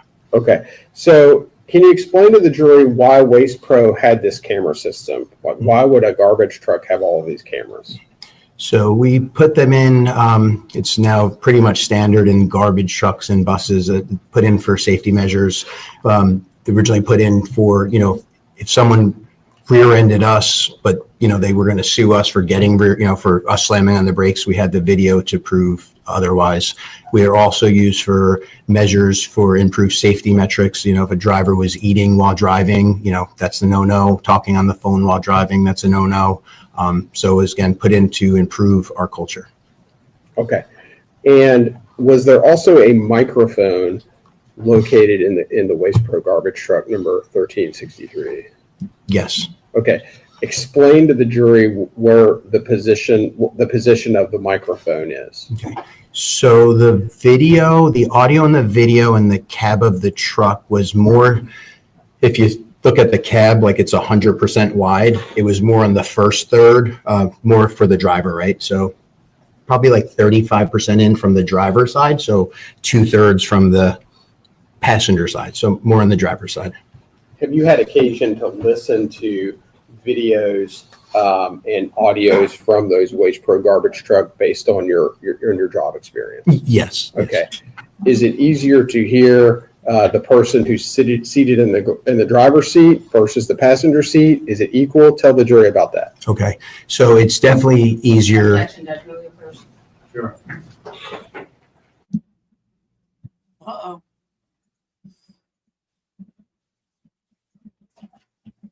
Objection, Judge. May we approach? Yes, you may. And Lola's throwing toys, so that's what you're hearing in my background is toys being thrown off the couch. You've previously, and Yes. and you're familiar not just with this one particular waste per truck, but all of them? Yes. Most of them at the time? When I was working, yes, for the vehicles that were at my location. Sure. And are they laid out in essentially the same way with cameras as you've previously described and a microphone in the same location as you previously described? Yes, for all the residential rear loaders, that type of truck, they were all the same. Okay. And as part of your job, did you have occasion to listen to and watch camera footage and also listen to audio footage from other trucks during the course of your employment? Quite often. Okay. And how often would you do that? I would say it would be regularly, depending on the week, but it could be as easy as someone saying that their garbage was missed, to an accident, to an altercation on a vehicle. I would say easily one time a day, maybe more. Oh, wow. Okay. But yeah, I would say 5 days a week, 5 times a week, maybe not all once a day, but maybe 3 on one day, 2 on, but 5 a week maybe. Okay. And based on the placement of those microphones and all of those trucks, which is it easier to hear the driver versus the passenger? Is it equal? Tell the jury about that. Yeah, so on the, again, just speaking about the residential rear loader and those type of vehicles, those cameras, again, were closer to the driver. So the audio, I don't know if the microphone faces a certain way, but it was a lot easier to hear the drivers over the people in the passenger seat. Okay, thank you. Finally, let me turn your attention back to Jose Soto Escalera. Describe your relationship with him. Was he an acquaintance? Was he a friend? Was he a good friend? Was this an employment relationship? Tell the jury generally about that. It was an employee who became an acquaintance. Most of my staff acquaintances, employees. Okay. Okay. Did you ever have any kind of a beef with him or anything? No, not. Oh, I'm sorry. Can we approach? Sure. Almost spoke too soon. Can we approach? He was speaking too soon. They're like, no, shh. Not you, Lola. Silly stuff. You just want to come show your face, and meat's going to make noise just because I'm talking. All right. The instructions. All right. With the court's instructions, you can rephrase the question. You've never had a problem with the defendant, Jose Soto Escalera? No, sir. Okay. And do you see Mr. Soto Escalera in the courtroom today?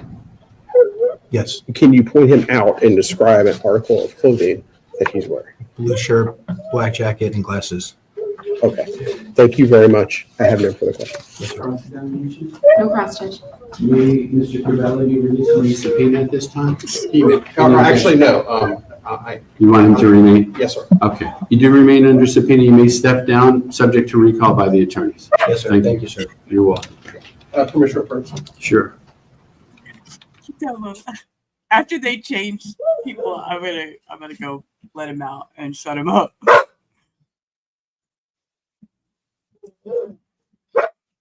Meat, stop everybody.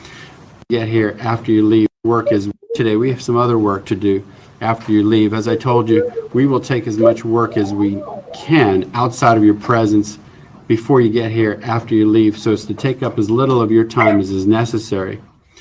Please remember, don't do any research about the case. Avoid all media reports of the case. Don't talk to anyone, including your fellow jurors. Please leave your notepads on your chairs. Tomorrow morning, 8:45, same procedure as you followed today. Enjoy your evening, and we'll see you in the morning. We'll be working on the case in the meantime.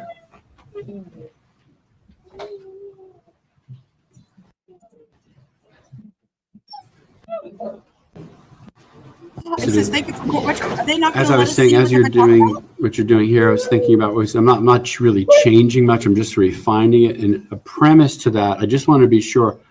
I think this is accurate. The two items that are now in evidence, 169, 170, they do include things that the jury should not hear. Yes. Right? Okay. Yes. So therefore, my ruling would be at this time, the way it would happen is when an interpreter is called that listen to these items, they'd be able to testify as to portions of it. Whatever portions they testify to on direct or on cross will be able to be played for them. Whether you want to do that or not, it's up to you, but they can be played for the jury. It's evidence. Also, same thing, while they're deliberating, they have to come into the jury room to listen to that. With regard to a transcript, into the courtroom, right, to avoid that. That's the main purpose of that. The issue about where I think I was wrong and misspoke, and I was actually doing what I was accusing you all of doing, which is confusing that Marshall situation with this. The part about the jurors maybe be able to. Lois, I said they look like the little things, you know, when you're, well, not that everybody knows, I spent some time in the hospital, but when you're sick, they give you these little spongy things that you rub inside your mouth to moisten everything. That's all I keep thinking about is those little spongy things. To speak Spanish and doing that. That is what it is. If they have Spanish abilities, they hear it, they're allowed to draw any conclusions, just evidence like any other evidence. So when you're picking the jury, that kind of was built into this case. I'm not sure if it hurts or helps either side. That's not my concern. But so they'd be allowed to do that. The transcript part of it really is just the situation of if you agree. If you do not agree, I would not allow a transcript to come into evidence, because that's equivalent of any expert saying, here's my testimony in the case. Not only did you hear me, but now you have my testimony going back with you. If you wanted to use it as a demonstrative aid, I might be open-minded to it, just to be sure that it actually says exactly what they're testifying to while they testify, like on your screen or something like that. But I think that's pretty clear to me that that's all proper and would resolve any issue in that regard. So some of that came a little bit clear, particularly after Mr. Burns'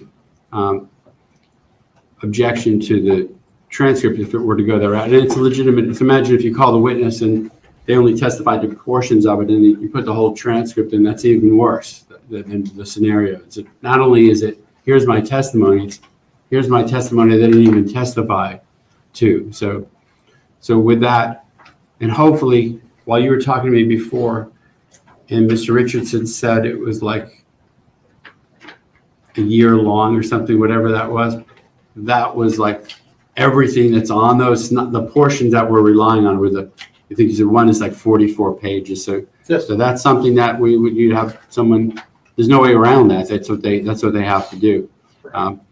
But probably more importantly, the issue about the jurors potentially understanding Spanish, that, like I said, that's built into the case. I think if I were, listening to, I was dissecting what I said, I'm like, what's the problem with that? There is no problem with that. If they speak Spanish, they're able to do that. Versus the scenario, what I was conflating it in with is you have someone who speaks Spanish and we're having a court interpreter. That's where the jury is supposed to rely on the interpreter and not use their Spanish. This is different. This is actual evidence in the case. So, well, you recall we asked the questionnaire about their ability to speak Spanish. Just out of curiosity, is anybody else bothered by the fact that, he's supposed to be in custody and he's just kind of hanging out here with his hands in his pocket, just casual? So we did know. Right. And this is South Florida, which is an interesting dynamic too. And the exhibit A for that would be that your witness is at the moment also in a trial in Broward County with the identical situation. I bet you if you went to all 50 states, maybe only California would have this situation where at the same time within a geographical area, you have an expert witness doing the same thing. But I welcome you if you want to make those phone calls and see if we can get that resolved. That would probably help keep the flow. Especially now that I'm told by Mr. Burns that the state is not calling Mr. Alvarado, because that takes a big chunk of time left for our, it could be that we have dead time and we're waiting for something. So does that change as far as, let's segue into a whole, where are we going time-wise? Well, I was just going to say earlier, you might expect this evening or tomorrow morning, when I can get my ducks in a row, to receive a motion to incur costs to get my witnesses here from Connecticut and from Puerto Rico. It's going to be $8,000 to $10,000, I think, transportation and whatnot. And because I think the state's fixing to maybe conclude a little bit earlier, we're running a little bit early. Sure. I'm trying to get them here as quickly as we can. If you do that, as I did with Ms. Minton's motion on the depots, I always have my laptop with me wherever I go because it's part of the nerd rules of procedure. You must travel everywhere with your laptop. Quite remarkable, Judge. Day, night, weekends, we hear from you. Yes. Right. So I'll be able to e-file that whenever I get it, which would facilitate what you need to do. I completely understand the bind that you're in there. I'll get that done as soon as possible. There was an issue about JAC getting emailed on it and the other thing, but that's really not my concern. We're going to have to move faster than Jack, I think, here. Yeah, and they've expressed through their email that we're not requesting a hearing on it, so I'll get that done as soon as I see it come through. Thank you. To follow the same procedure Ms. Minton did, where it went directly to me as well on the email. Yeah, it's going to probably come through her office. Okay. I was about to say, Judge, she's pretending like he's going to do it. I can't really be trusted with that type of stuff, Judge. All right, anything else from the state for us to address? Or? Yeah, I mean, the only thing, of course, I am going to call the ASA who is responsible with Ms. Rosario in the event that we can't get that worked out. Frankly, I don't think I'm sorry to say, I don't think it's going to work out. I've already spoken to her. That was a few weeks ago, though. Right. I was been texting Ms. Rosario here today. So I'm going to try, obviously, but I don't know if we can pull it off. So that would mean that we would have to take her Thursday. So I would only have just a handful of witnesses tomorrow and then Thursday. So we're on the record. I appreciate you're doing everything you can do. I know of a case, there's a judge, I think ironically, perhaps in Broward County, who would say, call your next witness, and if you don't call the witness, then they'd dismiss the case, which is just, I've never done that. I would never do that. It's completely inappropriate. I appreciate your effort to do that. Some of this is built in. I'm just going with, in the best case scenario, you're able to work it out and we're able to move things along. Yeah. If that's how it is, I would even be able to explain to the jury, which you may want to consider, we would be proceeding except the next witness unfortunately has to testify in another trial in another part of the state. So that's the reason for the delay. If you're concerned about that, otherwise I would just not touch that. Remember Judge Trowbridge? Oh, I tried many cases before Judge Trowbridge. I would hate to have to tell Judge Trowbridge, I don't have a witness right now, Judge. Well, that segues very well for when we're off the record. I'll tell you my court TV experience that I had with Judge Trowbridge back when the dinosaurs were running the earth. I think you all will appreciate that story. Now that the roads have met in that regard. All right, so nothing else to take, and we'll be adjourned until 8:45 in the morning. Tomorrow we'll continue. Okay, they are done. They are done. They are done for the day. I am done for the day. I'm going to go spend some time with my babies. And she's sitting here chewing something, and Meat is ready to come out and play. And I have to watch them. I know, right? Chit chat on your own time. We done with all that. So tomorrow, 1 o'clock, we'll pick back up where we left off on witness number 19. And yes, everybody enjoy the rest of your evening. With that, I will see y'all tomorrow. Peace. Rubber out. Y'all have a great Life's a ride.